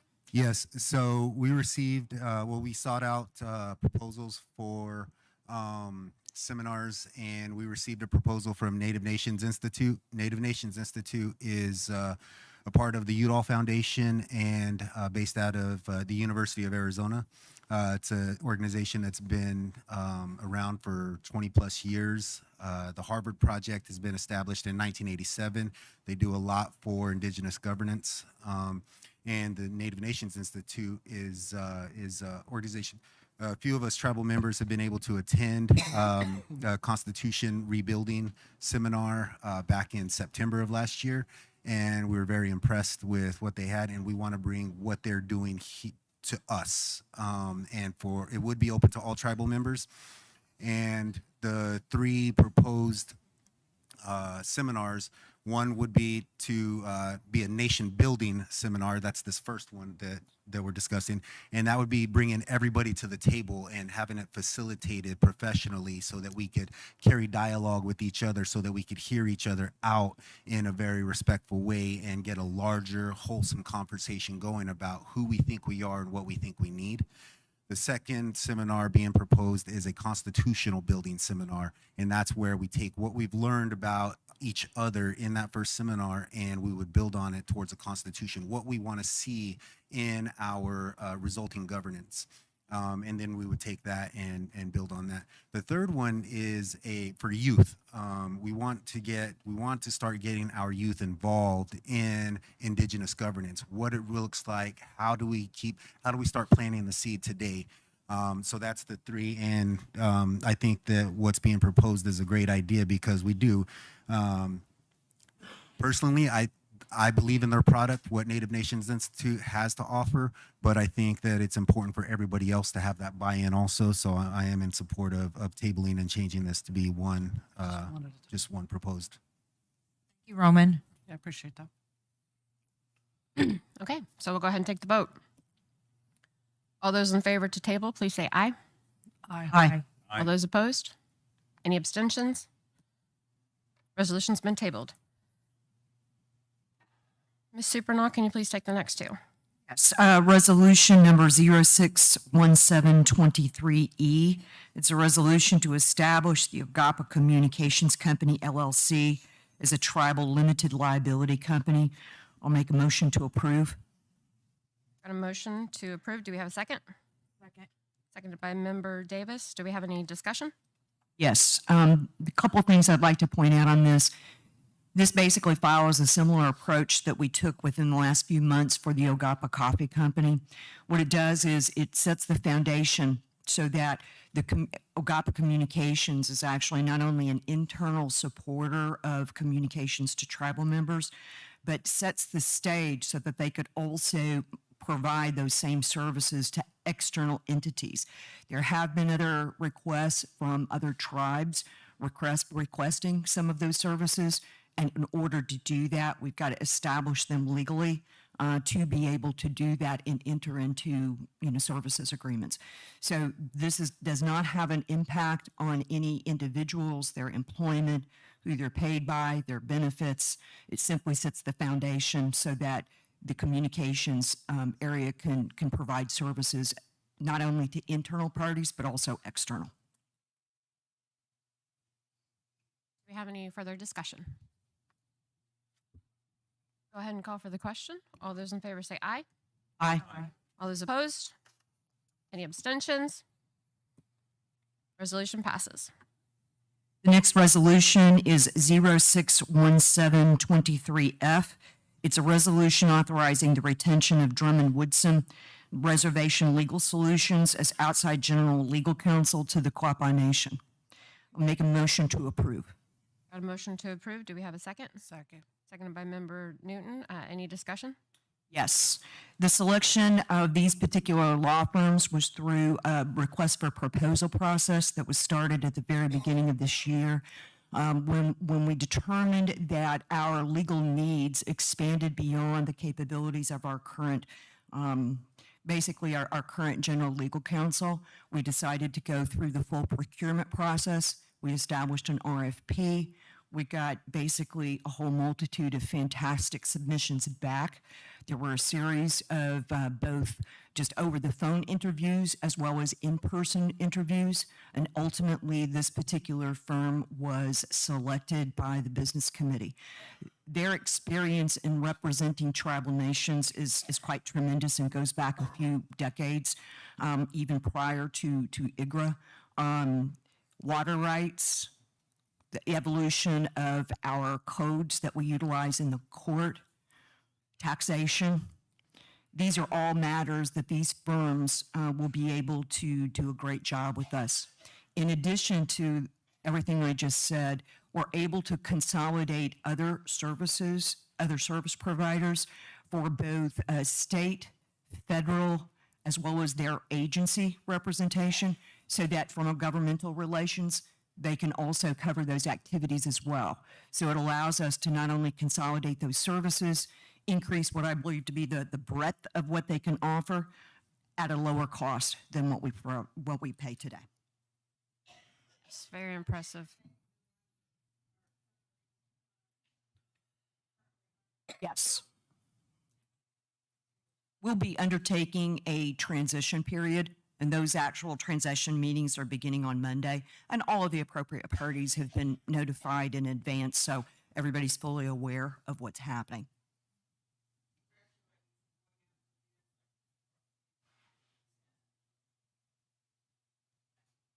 Thank you for that addition. Any further discussion? Okay, I'm gonna go ahead and call for the question. All those in favor say aye. Aye. All those opposed? Any abstentions? Motion passes. Take the next one. The next resolution is 061723-Z. It is a resolution authorizing the lease of tribal fee property to the U.S. Environmental Protection Agency for the purpose of a repository for the Tar Creek Superfund site waste, and authorize the chairperson or an authorized representative to execute the lease on behalf of the nation. Do we have a motion to accept this reservation?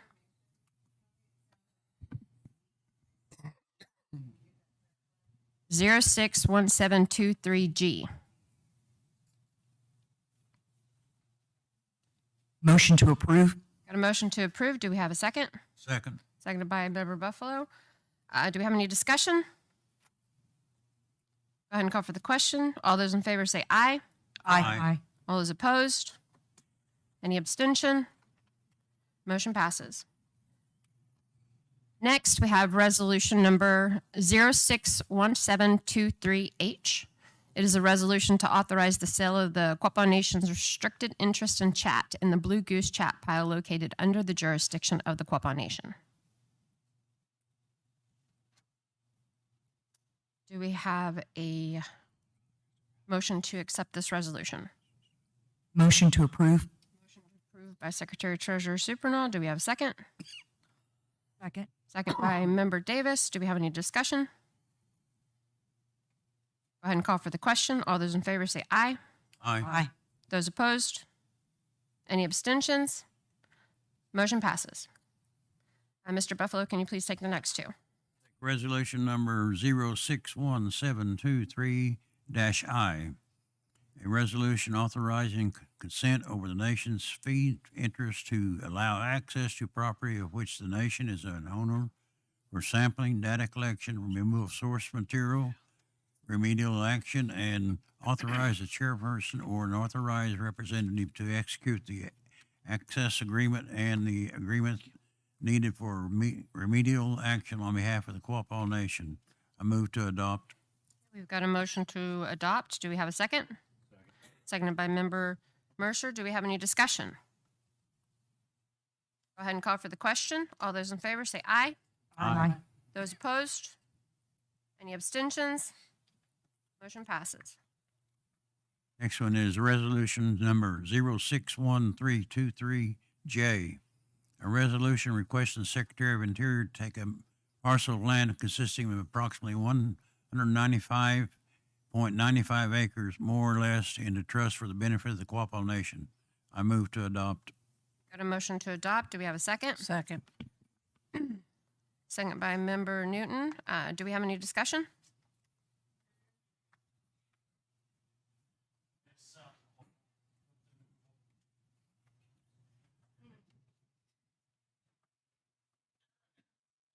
This is that piece I referenced earlier. It comes in from 4th Street South, Quapaw Street West, consisting of 200 acres running into the ag field west of Dollar General.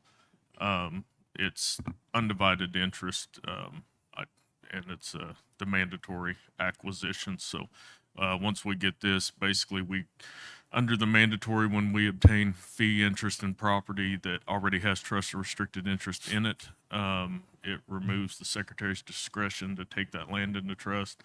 So we don't have to be out expenses of environmental surveys and things for a standard fee to trust. So that's what this is. Thank you for that. Do we have any other questions? Okay, I'm going to go ahead and call for the question. All those in favor say aye. Aye. All those opposed? Any abstentions? Motion passes. The next is resolution number 606172K. It is a resolution to authorize payment to the restricted landowners for the use of a scale house and scales within the trust restricted land located under the jurisdiction of the Quapaw Nation, and to authorize the execution of the permit on behalf of the Quapaw Nation. Larry, could you please repeat the resolution ID? Resolution ID is 061722K. Okay, it's a typographical error. It's not him. It's on the paper. It's different. So the agenda says 2-3. The Yeah, actual it's 2. resolution says 2-2. So we will get that fixed. Thank you for that correction. So we have resolution 061723-K on the floor. Do we have a motion to approve? Make a motion to approve. Motion by Member Davis. Do we have a second? Anybody want to? Second. Second, okay. Second by Secretary Supernaw. Any discussion? I'd like to make a motion to amend the resolution ID to 061723-K. Got a motion to amend the resolution name. Two motions on the floor, Madam Vice Chairman. Yes, I see that.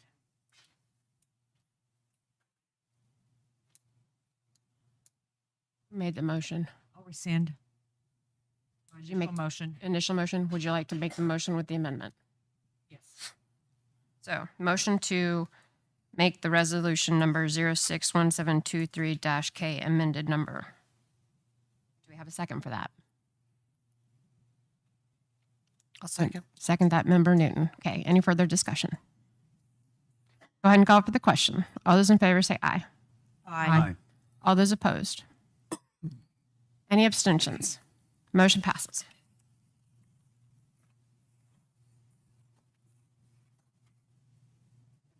Okay. The last is Did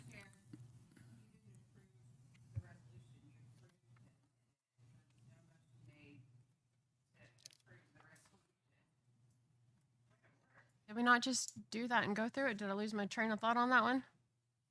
The motion only changed the date on the resolution. Therefore, you do. Well, she rescinded and then she remade the motion with the corrected date on it to accept it as with the corrected date. Second has to rescind that motion. That's Weena. Weena had to rescind the second.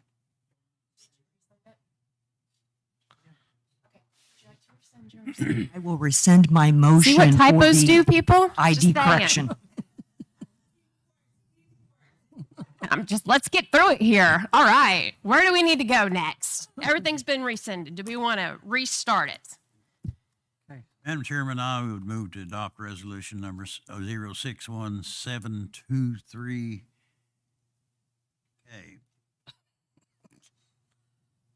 Making a motion to accept it, Motion to adopt. to adopt it. Do we have a second? Second.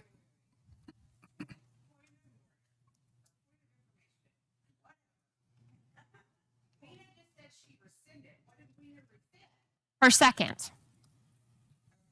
We are trying, yeah, we have just completely wiped the plate and we're starting all over again. We're going to adopt it the way it's supposed to be adopted, and that's what Lloyd just did. He made the motion. So now we're looking for a second for this motion to fix it. We backed it up and now we're moving forward. Can we please get past L?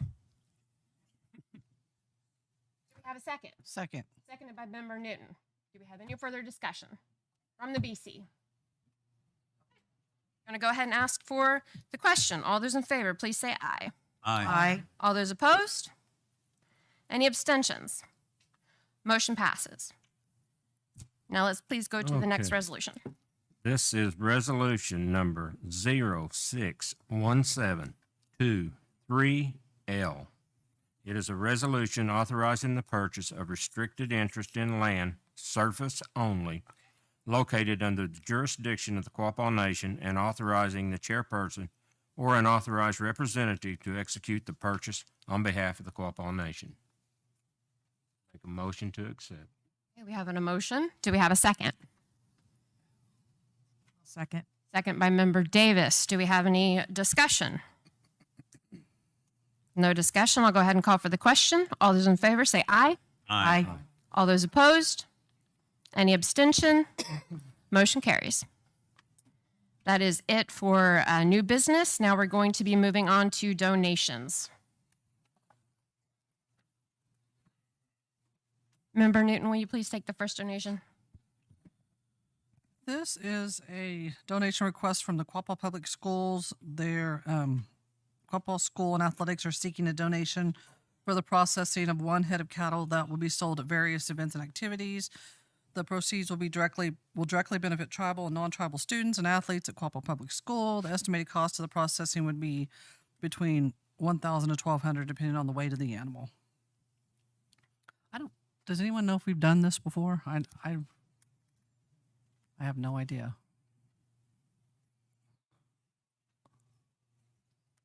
Does anyone happen to know? Is it our processing facility that they're wanting to use? Yes.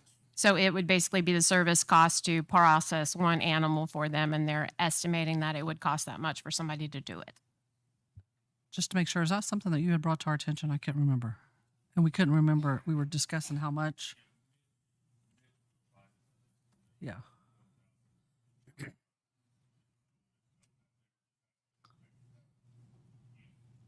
I remember we talked about it, but I can't remember.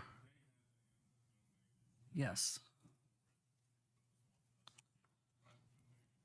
Okay.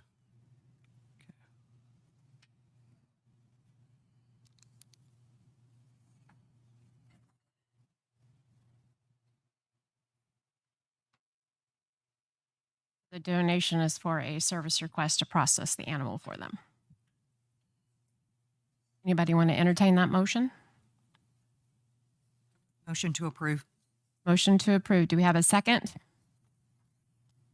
Do we have a second on the donation request? A second. Second by Member Newton. Do we have any discussion? I did have one question, and that was, you know, if we donate the processing, that whole service fee, and this is genuinely a question, won't Cypress Valley still charge us for that? So that not only are, I mean, we basically still have to pay for the processing of that animal. Is that correct, Trenton? Okay. And that's the amount of money it will cost for that. Okay, thank you. Thank you for that clarification. Do we have any further discussion?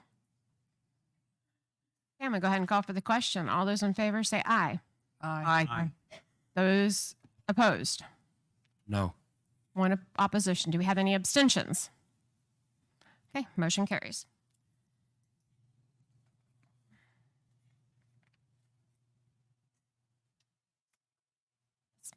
We have a donation request from Murrow Indian Children's Home. It's a nonprofit organization that depends on financial donations to help sustain Murrow's programs and services.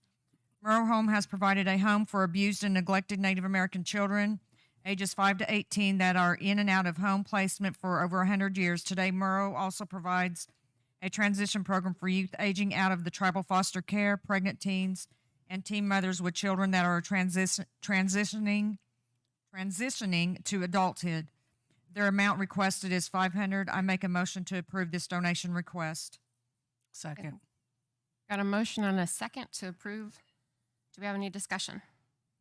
I would just like to note that this is one of the homes that our ICW staff uses as well as other tribal programs. It is a very beneficial program, so I'm glad that this is being brought forward. Okay, any further discussion? I'll go ahead and call for the question. All those in favor say aye. Aye. Aye. All those opposed? Any abstentions? Motion carries. The next up on the agenda is our candidate forum.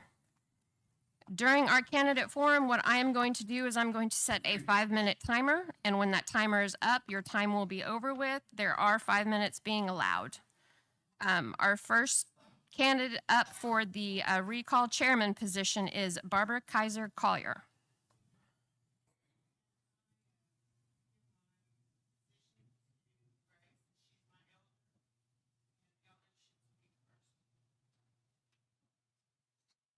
Okay, Barbara has handed over her position to Miss Grace Goodeagle to speak first.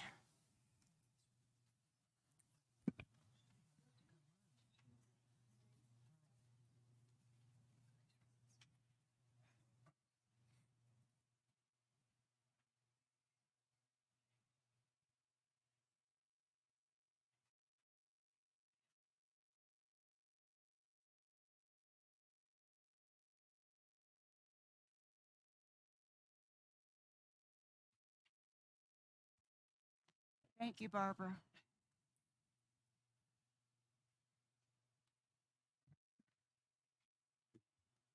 Away, away. Family asked me if I was going to run. And I said, well, I was thinking about it. And so something did come up that I had dealt with, and I'll share it with you. But I would reference people to the Quapaw Post sent out a survey to all of the candidates. And in that survey, we responded to several questions. And one of the questions was, why did we want to run? So I understand the Quapaw Post will be coming out next week. So you'll get some more details on my life. In addition, Quapaw posted an elder profile on me as well. So again, more information will be available to you through that. For those of you who did not or do not know, I have served as chairman before. Back in the 1990s, an elder came to me and he said an election was coming up, and he said he and some other elders had met. They were wanting to form a slate of members that they could present as nominees for the election. At that time, the business committee members were not getting along. And so the elders had thought, well, maybe if we came up with a slate of people, so they were visiting with different people and say, well, would you be willing to run? And can you work with these other people? So someone came to me and he said, well, they were getting a slate together, and would I run? And would I run as chair? So we thanked him, and he left. I talked it over with family, and family said, yes. So I did. So I have been chairman before. But then recently, family asked me again, Grace, are you going to run? And I said, well, I was thinking about it. And then I remember something that I had read some time ago. This was about, if you know about our Quapaw history and what happened to some of our people, this is a poem about a Quapaw man. He was in his 50s, And this was back in 1924. Now you see me, now you don't. There I am, lined up with the old Quapaw men. Still got my hair those days, all smoky black braids. Look careful again, see my fist, still holding that old lump of lead. I carried it back then, knew it would make me rich. But now they call me crazy, incompetent. Give me a guardian. Send me to Hiawatha Insane Asylum for Indians, way up in South Dakota. Lose my money, lose myself. Do-gooders write a book, Oklahoma's Poor Rich Indians, an orgy of craft and exploitation. Get folks all stirred. Close down, Hiawatha. Town fathers buy up the place, build themselves a golf course right over my crazy dead Indian brothers and sisters. Back to the agency. Mute now, lips sewed tight. Now you hear me, now you don't. I cried after I read that. Now you hear me, now you don't. And the thought that I had, I will be his voice now. The injustice that he suffered. But I'm hearing voices now within our Quapaw Nation. I'm hearing voices and I will be their voice as well.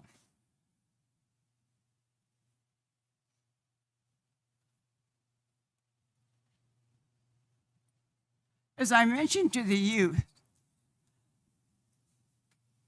at Camp Quapaw, the elders do care about you, and there are the Quapaw ways. We have to be true to our ancestors. Our youth are our youth, and they're the future. And I asked Larry for permission to repeat a story that he had told us. And Larry told us about being up in the Dakotas, and he met with a Sioux elder woman there. And as they were talking, Larry mentioned, excuse me, I'm part O-gah-pah. And she looked at him and she said, hold up your hand. Miss Grace, I'm sorry, time. What part of you is Quapaw, O-gah-pah? So this would be my thought to you again. Whoever you are is from the heart. And so,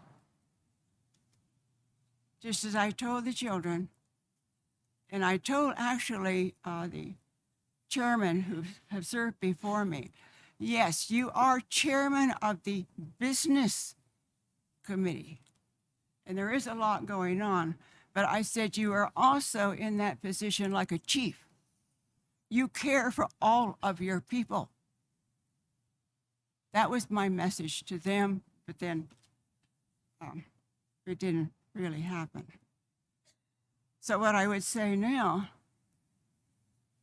your vote is your voice. Gonna gay. Thank you. Grace.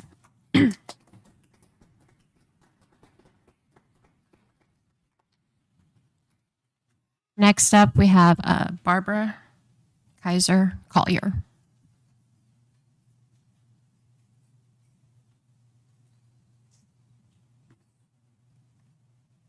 Thank you, Grace. Her story reminded me of one that I read just last night. All of these documents, most of them came from my mother's files, which I started looking through several days ago. And last night I ran across one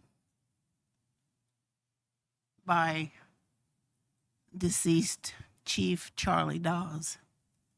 And in his story, he mentioned the demise of our heritage, of the buffalo and the eagles, and how they disappeared, and how people just set them aside, and how that the tribes that had been, like the Ottawas and 2 or 3 of the other tribes, had been just set aside. And we as O-gah-pah people have not been set aside. And we need to realize that, and we need to go forward as we have been. Just as Lloyd said in his speech last month, I've been around a long time. I've been here locally. We have, with our people, knowing what went on daily for over 30 years. I did my best to serve you people, all of you, as well as some that have gone on. And I deliberated on what to talk about, whether to talk from my heart or whether to talk from what I put down on paper. Some ideas I do want to bring to you, though, that I did put down on paper.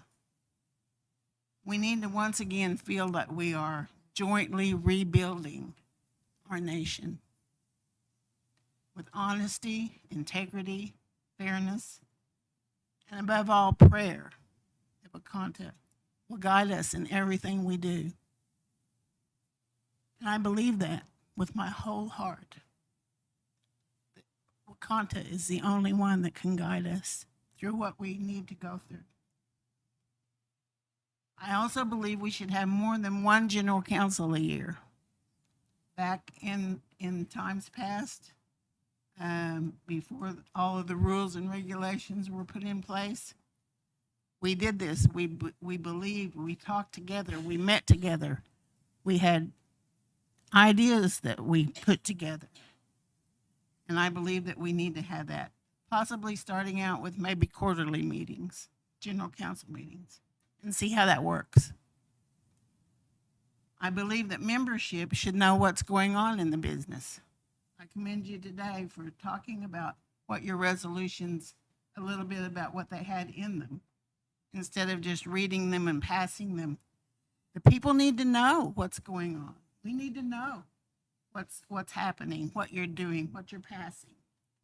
And I believe that with my whole heart, that we all need to know. Because how can we remain jointly as one if we don't know what's going on at all? These people give up and give their reports. Trenton, your report, you know, you might have felt like you went on, but you explained what you were doing. You and everyone. I would also like to set up a program. We have this big IT marketing program now that would set up a suggestion site so people near and far could send in workable plans and suggestions, proposals, if you will, call them what you will. Not a gripe complaint site, but a positive, good site for business plans and ideas for the tribe to look into. Suggestions. I'm not in the election to be powerful, feel powerful. I feel that power should go to you, the membership. And I want to give back the nation back to its members. They need to have more knowledge of what's happening. You should have input about what the business committee is planning. I realize you can't make everybody happy all the time, and you can't always put out confidential information. But I can remember back when, as well as some of the others of you, when the members participated and it was welcomed and what they said mattered and it made a difference. And I think it can be that way again. So my hope is for unity and success. And I humbly would appreciate your vote. But whomever you vote for, just vote. I think it's very sad to see that we have, of course, it'd be interesting to know how many actual 18 and older voters there are. But it's sad that we have that as many, over 6,000 members, and we only have a little over 1,000 registered to vote. I too would like Grace, our young people need to come forward and learn. You know, just recently I had someone ask me about making buckskin dresses. Time. Sorry. Just letting you know what's up. I'll stop. Thank you. Thank you.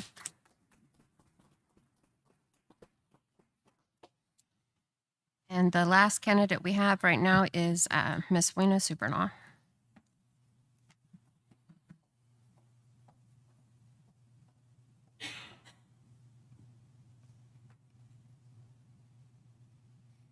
Away. Thank you for this opportunity to speak with the Quapaw people today. Thank you, Grace. Thank you, Barbara. Good thoughts, good words, good ideas. I'm seeking your support and vote for the upcoming July 8th election for the position of chair. My 10-month tenure as your secretary-treasurer has been quite a journey, full of learning, successes, plenty of mistakes, and hardships too. I prefer not to repeat my messages in either my letter or what was submitted through the Quapaw Post, so I wanted to talk about some other topics today. I'd like to highlight two distinct Supreme Court rulings that came down Thursday morning and why they're significant to us. On Thursday morning, there were SCOTUS handed down really two pivotal decisions. The first one probably got less attention, and it's actually a case, I'm going to say this incorrectly, my apologies, but Lac du Flambeau, Band of Lake Superior Chippewa Indians versus Coughlin. And the court held that the bankruptcy court abrogated tribal sovereign immunity. So the short story is, the band has a business. It's a payday loan business. And this one gentleman took out a payday loan and almost immediately filed for Chapter 13 bankruptcy. This business, owned by the Chippewas, continued to try to collect against this individual to pay back that loan. The individual filed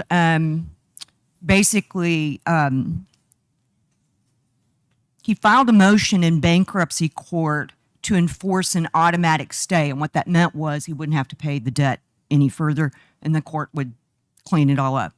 The First Circuit reversed, concluding that the code had unequivocally stripped tribes of their immunity. So the Supreme Court held that the bankruptcy code abrogates tribal sovereign immunity. So just the way I think about it, I'm not a lawyer, as you guys know, but the way I think about it is, our sovereign immunity won over a bankruptcy court. That's huge. That's absolutely huge. The second one got a lot of press, and that one was basically Burkine versus Holland. So, and the court upheld that the Indian Child Welfare Act, it upheld that act and basically rejected the challenge to ICWA as unconstitutional. And in the ruling, it went further and said that the High Court rejected the challenger's arguments, citing over a century of precedent that classifies Native Americans as a political, not racial. The distinction preserved and promotes our separate nation status. That's enormous, and I'm glad it got as much press as it did. Why are these decisions significant to us? The first one, the ICWA case, I think, is pretty obvious. Our children's right to be raised by Quapaws in our traditional ways is protected, for now at least. The bankruptcy case affirmed tribal sovereign immunity, even in a bankruptcy court. That's huge, I think. So these are clearly wins for all tribes. However, it tells us that our tribal sovereignty is very, very fragile. A few bad SCOTUS decisions and an act of Congress, and it could go south on us pretty quickly. Tribal sovereignty has to be protected It's what gives us the ability to enter into compact negotiations with other sovereigns. So think about our gaming compact, our tobacco compact, our taxing authority, cross-deputization agreements, those EPA agreements that keep QSA going and remeeting and cleaning up our lands.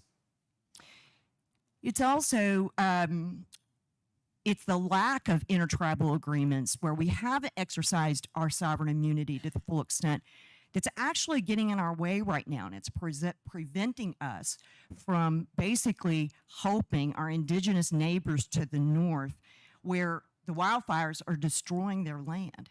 FEMA is actually in the way. And so the tribes are trying to get together to negotiate intertribal compacts so that we can bypass FEMA altogether. What if it was us?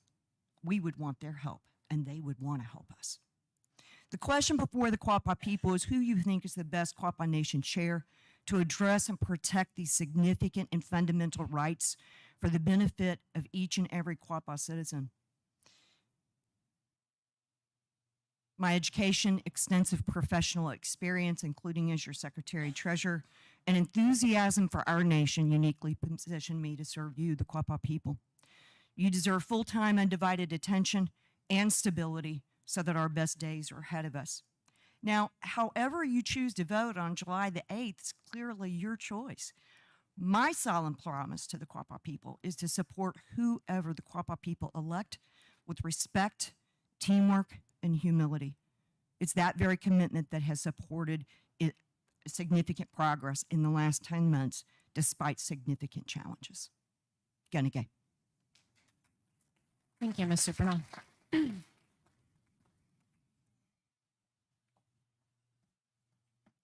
It's great to hear from all three of you.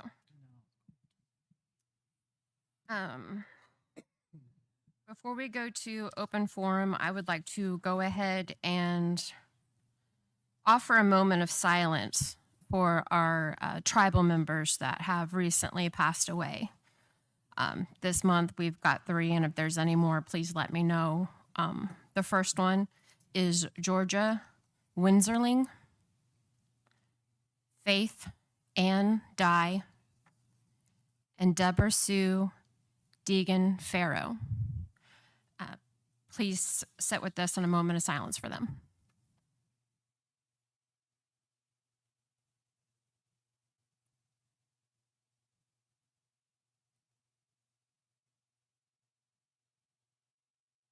Okay. Now we're moving on to open forum. The rules are still in place. Either you must have turned in a form to speak and be on today's agenda, or it must pertain to what has been discussed today in today's meeting. We do ask that you remain respectful at all times.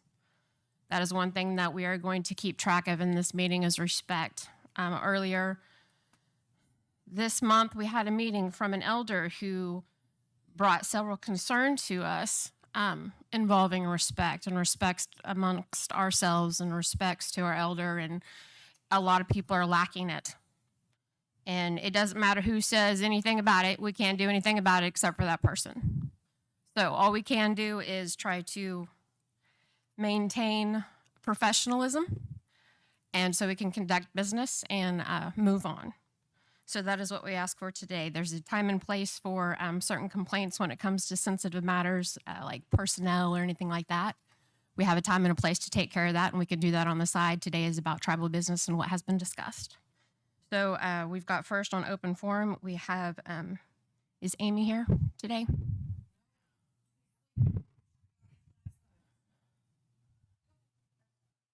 Can we go in order and then you can come in underneath it if it pertains to what we have talked today in the meeting. You can speak on it. Virginia, you are next on open forum.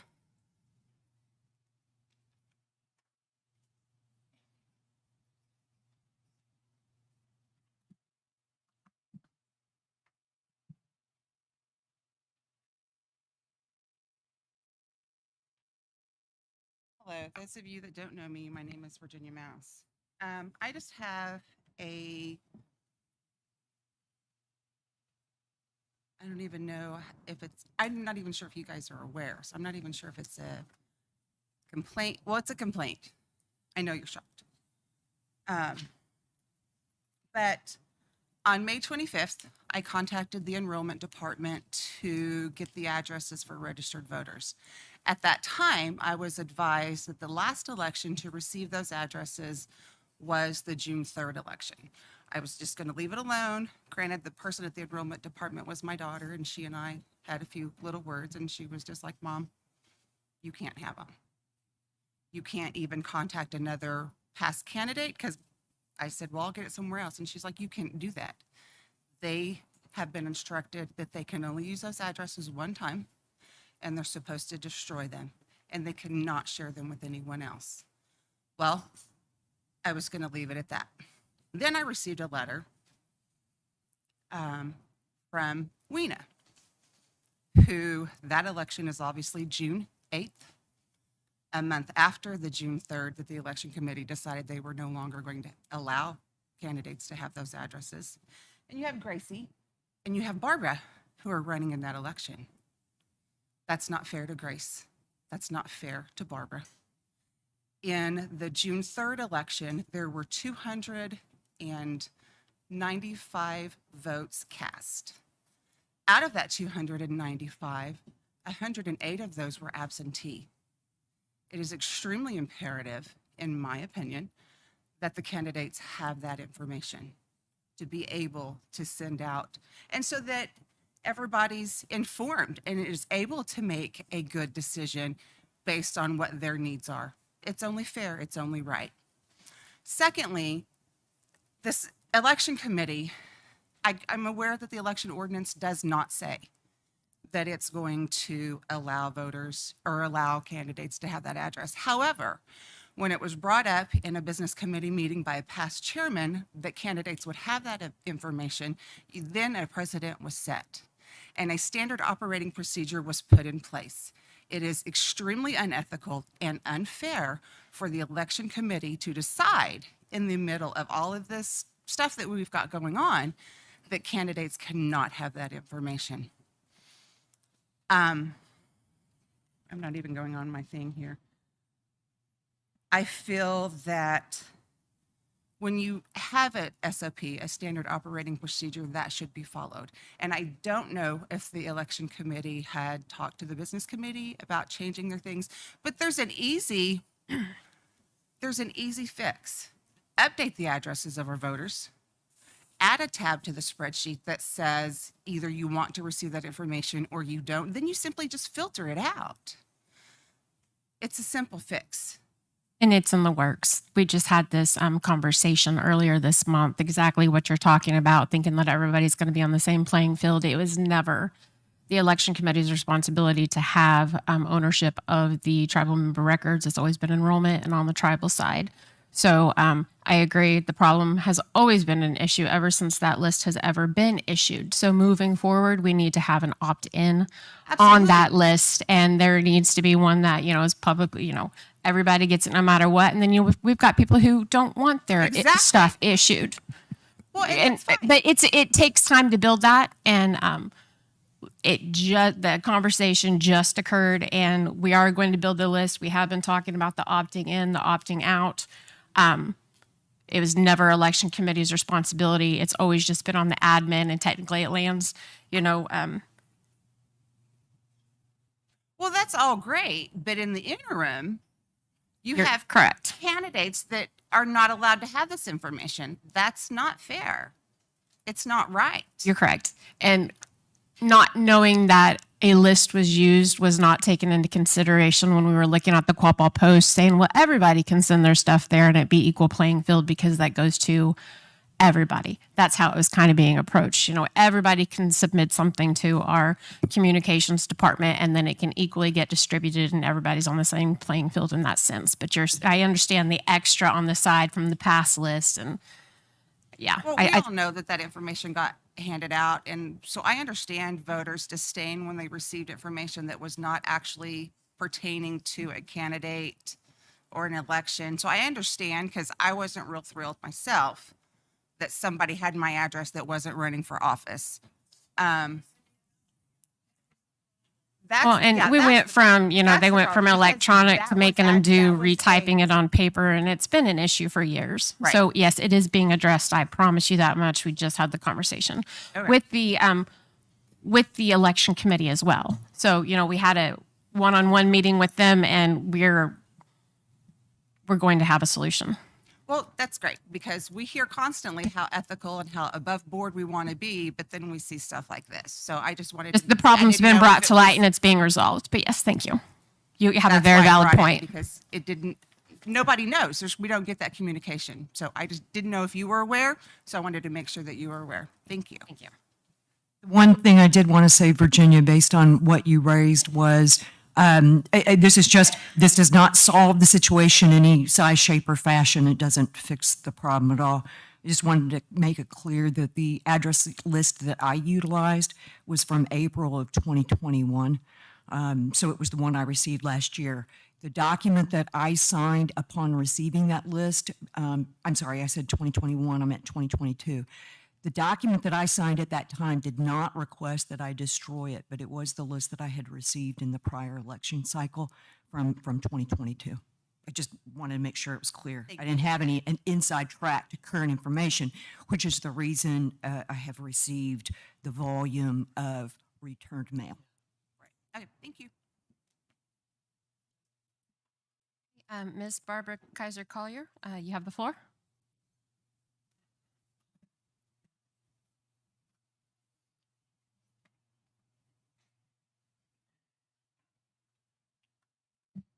One of my subjects is very same thing. I had a portion of an older list and was able to send out some. But as has already been said, I'm not going to beat that horse to death. There was a list sent out by Weena that also had some lists that have been sent out, also had the absentee ballot request also attached, which is something that should also be addressed. They can get it online. If it's mailed to them, then probably why, as she said, more absentee ballots came in than local people voting in the last election, because they were sent out with letters and notifications. So like I said, I'm not going to beat that horse to death. My other subject matter is phone polls. When phone polls came about, it was for emergency purposes only. And that's actually when we had phones. We didn't carry them around with us. We didn't have them everywhere we went. They were on the desk, they were in our homes. You had to talk to that individual to get an answer to your question.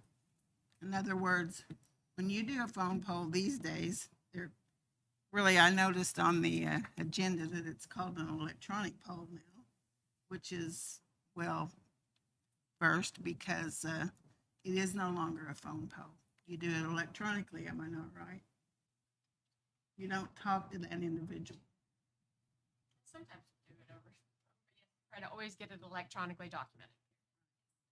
So in the past, when you did a phone poll, you actually talked to the individual, discussed what the issue was, and got the response. Now you just send out electronically, I'm assuming, and you get a response, yes, no. We still discuss it over the phone, and we're documenting everything electronically now. And they are now only emergencies and time-sensitive situations. That's why today on the agenda, we had all the business. They all had to wait. If it wasn't, time is of the essence, you're going to have to wait. We've also talked about on our meetings, like you said, having more general council meetings. We've also talked about having more business committee meetings. It'd be nice to have 2 meetings a month. There's so much stuff going on. We also agree with, additional general council meetings. It needs to be occurring, but go ahead. Yeah. I agree with everything you just said, I guess. I yes. just think that, We're moving in the direction you're discussing, so. I just think that the polls should be more, the people should be more knowledgeable about what you're doing instead of just doing it. And even though I agree the fact that you're getting it in writing, which proves your secretary hasn't written down yes or no when it was no or yes. And I say we've really actively been trying to be more what you're talking about over the last 6 months. So we've really tried to push everybody more towards doing it during the month and explaining it more and having people show up and answer the questions. And we agree. Okay. Well, I guess that's all. Thank you. Mr. Frank Frazier. If I may, real quick, I was just going to add to Virginia's statement. I know my household received something from Barb regarding election, so, and I had no idea. So, right.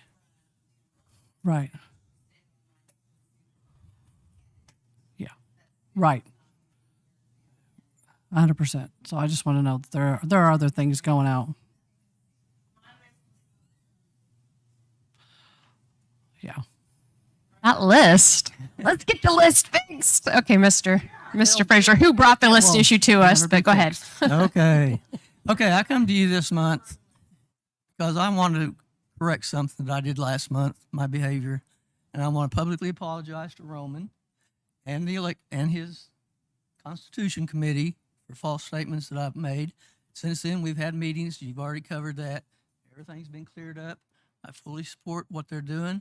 I believe they're working towards the future of this tribe, and I applaud it. I know how much work's involved. It is a lot. This year, the election committee alone, the work has been extensive, and we're taking a very bad rap for a lot of things, and we're not showing any favoritism. We're not being biased. We're going by what is stated in our governing resolutions and the election ordinances. I'm sorry that it was been done wrong in the past. It had to be corrected, and this is where it was stopped. It was brought to us, and we agreed with what was brought to us. Yes, in the past, we have had enrollment. What's the Carrie's actual title? An enrollment clerk.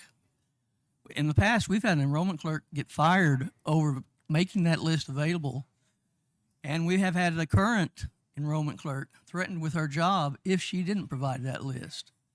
So basically, there's a lot of backstory that a lot of people don't know. Maybe it should be publicized, but it wouldn't do anything but create turmoil for everybody. But we're only trying to do what is right. But my main focus is I wanted to apologize to Roman, and I think we've worked all our differences out. We have no problems. Is that correct, Roman? Okay, I'm good. Great, thank you. We both know both of those committees, yes, have a lot to handle, and I'm glad there's resolution there.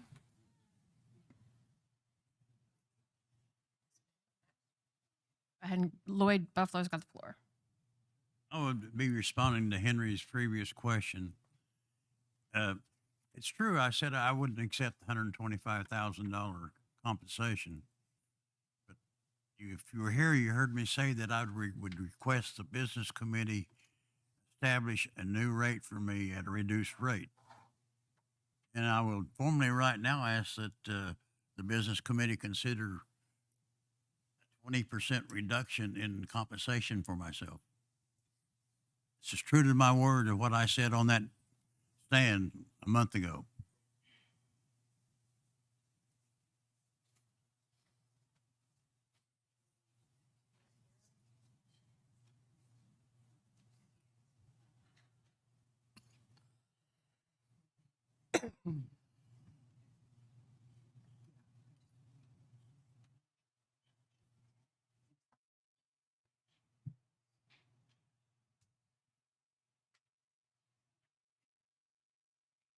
That might be something we have to discuss.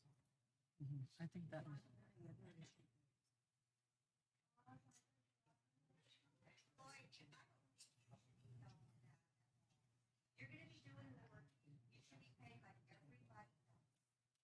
This was my decision. It wasn't anybody else's decision.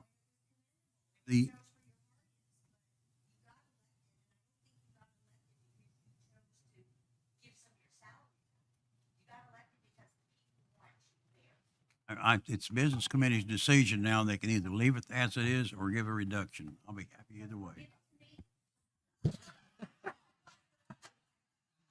Put it to the bones project, right? Well, at this time, we would like, if you would like to donate that back, that is one thing, but we're wanting to put this in our compensation. Okay, can we further discuss it later so we can figure out the best way? Because we're also discussing the compensation committee versus switching over our pay from one entity to the other. I'll leave it to the business committee, but I will choose not to donate simply because I don't want to pay taxes on it. That makes sense.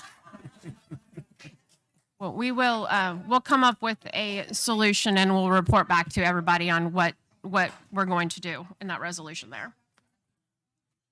Betty, would you like to have the floor now with your question? Okay. You can go next. Thank you. Good morning, everyone. Been quite an interesting morning for me. Being I missed last month and showed up this month, I've got a lot of questions, and I'm seeing a 5-minute list, and man, I mean a 5-minute time limit, and ooh, y'all stressing me out.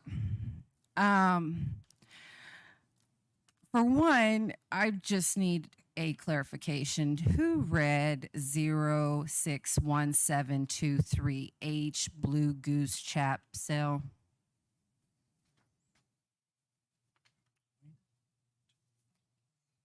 And on top of that, when Mr. Buffalo was reading his two, he read the dates completely wrong.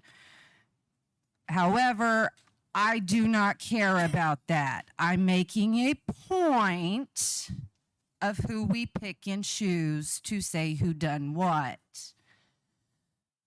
I'm that person today. And let's see. Oh, yes. Mr. Dawson, Executive Director of Quapaw Facilities Authority, is now owner representative for Jenny King. Same gentleman sitting present. He's the manager. He's going to be the one who's overseeing that department, not owning it, but he is going to be the manager overseeing that franchise. It's pristine team. And it's pristine.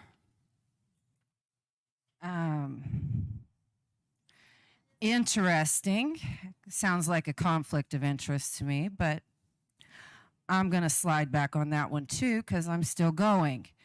I'm making these aware for all of our people because these are little things that adhere to a thing called policies and procedures.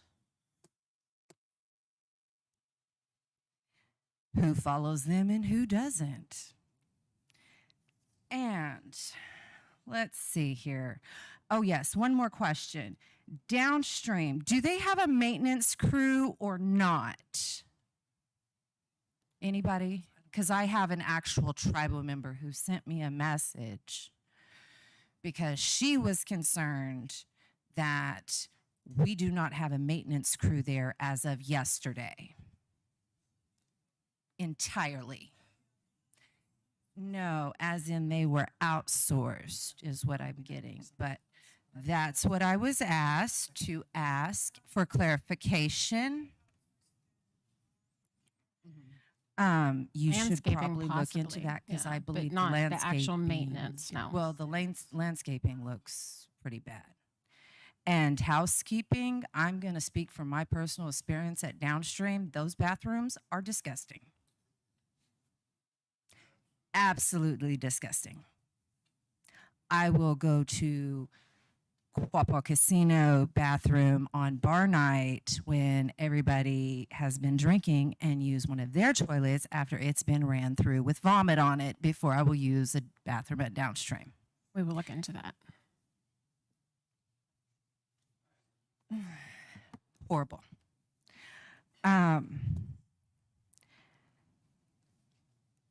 you brought up ICWA, and that is a great feat for our people. At the same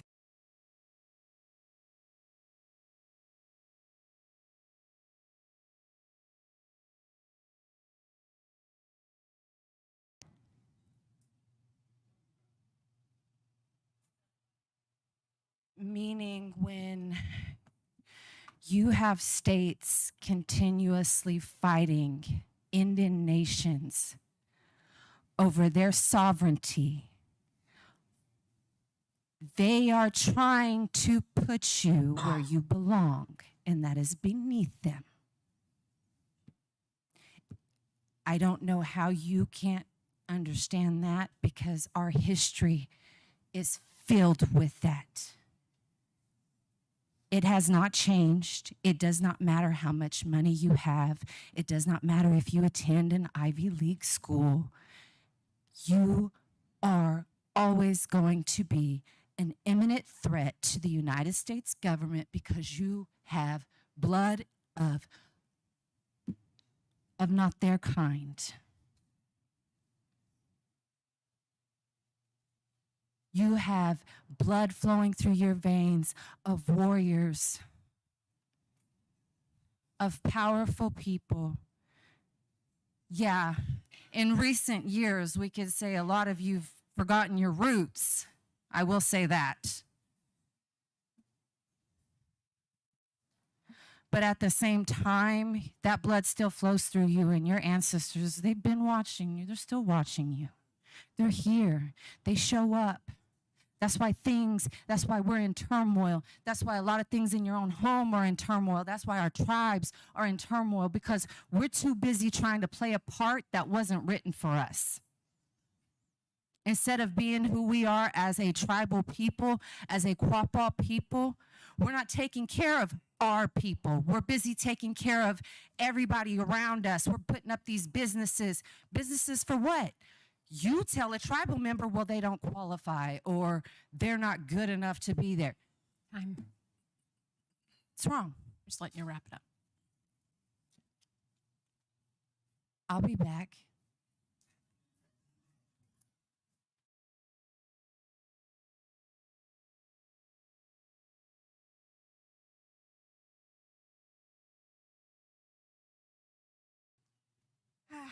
Thank you guys for letting me speak, because I know I'm not Yeah, on the it's agenda. just got to pertain to the agenda and I what's didn't been know I discussed had today. these questions until I got here, so I do appreciate it. One of the things that I'm curious about, because we were talking about our cemeteries, what's the status on, like our family cemetery? We still have like rock headstones, and I don't know who's under there. And is there any way that we're ever going to get on top of finding? I still don't know where my great-grandfather's buried. So, I keep thinking under these places that's just got a rock for a headstone, it might be one of them. And I'm just wondering if we're still trying to find out where everybody is, or do we know what's under all those graves that don't have a marker on them? Are you referring to the, like over here at the Catholic 40, or which? No, actually, I'm really referring to like the Uga'xpa cemetery, because there's some over there that are just still marked by a rock. And Yes, I'm just so curious as, who they are and if I'm related to any of them, basically. Okay, so basically, we just need family members to reach out to us, and we are working again, or, have continued to work with placing headstones on family members' graves. So if there's one, and I apologize, I don't know how to track where a loved one would be. That would be upon a family or acquaintances to try to help that. But if you locate where one is and you would like a tombstone, yes, please reach out to the cemetery committee. Lloyd and I both are on it, and another individual. And actually, I would have to go over and look, but we just recently placed 3 at the Uga'xpa. Now, are you referring to when you go down the lane there? Yes. Past yes. Yes. 2 went out at 3. No, 4 actually. I want to say John Quapaw. I believe John Quapaw is over there. We had to delay placement of 3 due to weather, and those 3 are Nellie Ball, James Goki, and Jake Goki. So yes, we are still in that process of Oh, good. doing tombstones for family members. Okay, thank you. Yes. The next thing that I am curious about, Melanie was talking about the powwow committee and how they were going forward on that. You know, one of the things that I really miss is the grounds committee. You know, they dissolved that, and those were our go-to guys for, you know, powwow issues, you know, and whatever. And then it became Donna Mercer's job, and now she's not here. Now I don't even know who to go to anymore. And I was just wondering if there's a possibility that we could reinstate a grounds committee. All of that is being addressed with that new resolution in opening up the powwow grounds and being able to contact emergency people and everything from emergency to electrical outage. Like it's all being put together. It will be underneath, you know, the nation's structure, organizational structure, but it's there. It already exists. We have go-to people. So I don't know what your problem is, but like we can help you get it resolved. But we're working on getting the information out there for people. Well, my problem's been resolved, but I was like, didn't know who to go to anymore. And yeah, you know, it's changed a little bit, but we're working on getting it all upgraded. And okay, well, that's basically it. Thank you for hearing me. Thank you, Betty. Betty, if I could just catch up with you after the.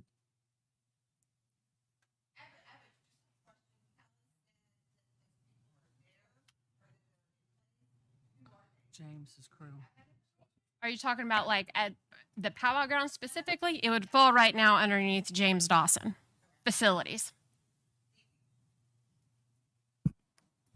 I have a suggestion. What she was referring to about campgrounds.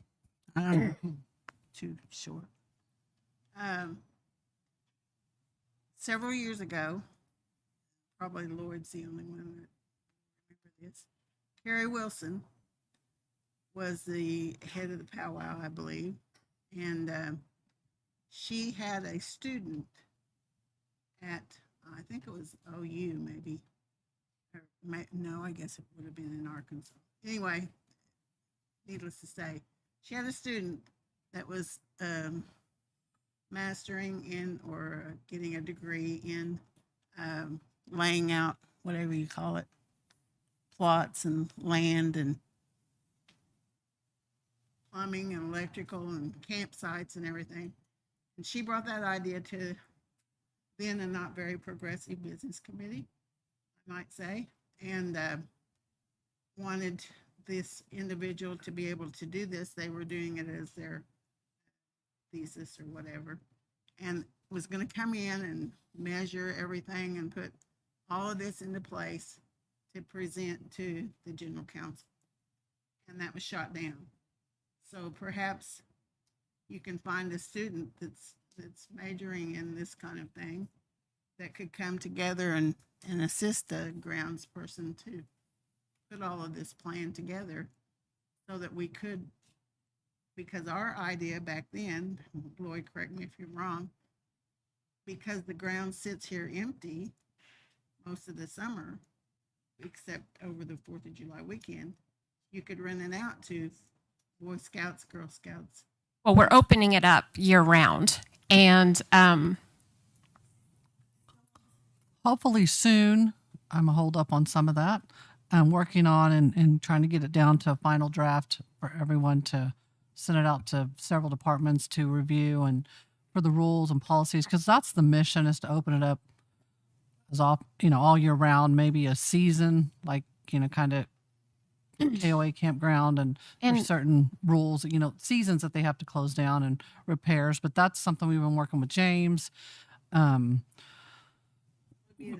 So well, and in addition to that, how we've been talking about remodeling the powwow grounds, it does not happen overnight. There's so There's so much involved, but we're talking, you know, they're looking at water and electric and Wi-Fi and, you know, surveillance and the whole works. And we're talking about, you know, fixing the ditches and fixing trees and fixing roads and fixing bathrooms and camps. And it's going to be set up like a 911 system with road names and camp numbers and yeah. So it's working. They've got the maps, you know, laid out. They've got, you know, the certain type of groundwork done down by the river or down by the creek down there for flooding. And it's all coming together. But the timing with powwow after powwow, it is going to get messy, but it's going to be great. So, you know, it's coming. So the beauty of that, and I'm not going to speak for James, but I know that's going to be a year-round cycle, keeping it up, looking great, you know, ready for campers at all times. So I'll hold you that quote. She says it's going to be great. I believe, and that team is our Quapaw boys. So our Quapaw boys do an excellent job. So and that was trip two, Barbara, to the mic, Yes. not allowed, but I'll let it happen. I trust in our boys. No, I'm just trying to get some. I'm just kind of. Yes. Just no. It's still realty. It's still your property. That's the biggest challenge to write these rules is because it's still everyone's own camps. No one will be allowed to camp in your camp, and then it's almost like going to be some hardcore restrictions because that's going to have to be if you open it up to somebody else as a tribal member, it's going to have to come from you.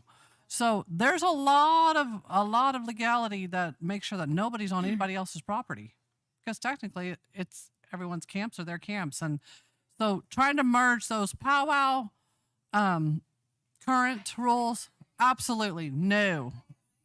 No, I should have clarified. I apologize. No, I'm kind of pulling the rules and, you know, from different campsites and, you know, is there trying anybody to make it to where it's going to benefit. But most importantly, the main key is that your camp is your camp and no one's on it.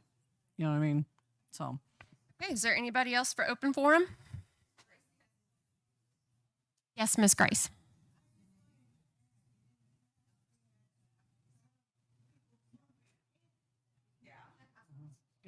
That too is also going to be addressed. Something that we have to put like maybe a 2-week restriction, you know, even for campers. Because again, everybody wants their camp to be mowed and pruned and look good. But I mean, and some people, we know most will probably do that themselves. But again, we're going to have a crew at all times working that as well. So. And yes, I've seen the bed and the microwave and the TV and the tarp. So I do know what you're talking about. All right. Any more for open forum? Miss Betty, if I could just catch up with you after the meeting, I just want to make sure that I understood correctly. Okay, thank you, hon.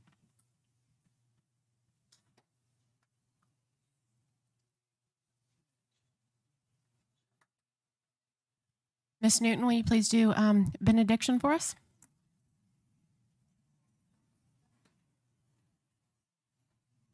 Dear Heavenly Father, we just thank you, Lord, that we're able to come together today. I just thank you for the beautiful day you've given us. I pray, Lord, that the business, Lord, that we take, Lord, that we come to you, Lord, to ask you to help guide and direct not only our words but our actions. And Lord, I just thank you for those that are here today, and Lord, the input and the output, Lord. I know that there is a lot going on, and the mission of this team is to be able to share everything and anything that we can, Lord, with our members to be able to get the word out on things that are going on. And we have a lot of great things, and Lord, we want to give you the praise and the glory for that, for the blessings that we have, the resources that we have so far, Lord, and just thank you that we can come together as Quapaw people to take care of our business. And we just pray, Lord, that you be with those, Lord, that are hurting and in whatever way, Lord, whether they've lost a loved one or they're physically hurting. Lord, we know there are many needs among our people, and we just pray that we continue to meet those needs however we can. And just thank you, Lord, for the opportunities that we do have, and thank you for the resources that we have. And in your name we pray. Amen. Motion to adjourn. Do we have a second? Second. All those in favor say aye. Aye. Opposed? Abstention? Meeting is adjourned. 12:13. Yes, sir. Lloyd, we'd like to honor you with a little reception today, and we'd like for you to lead up. lead the line. So come on over, and we have some cheese and fruit. Huh? Is it prime rib? Yes, everybody, prime rib. please stick And no around. bean We've got bread. refreshments and goodies in the back put together by Miss Melanie. And congratulations, Lloyd.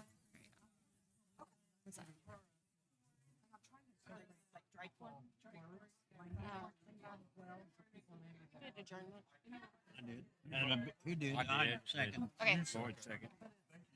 Sorry, I kind of went third today. I usually say the names and I didn't say it, so I'm sorry.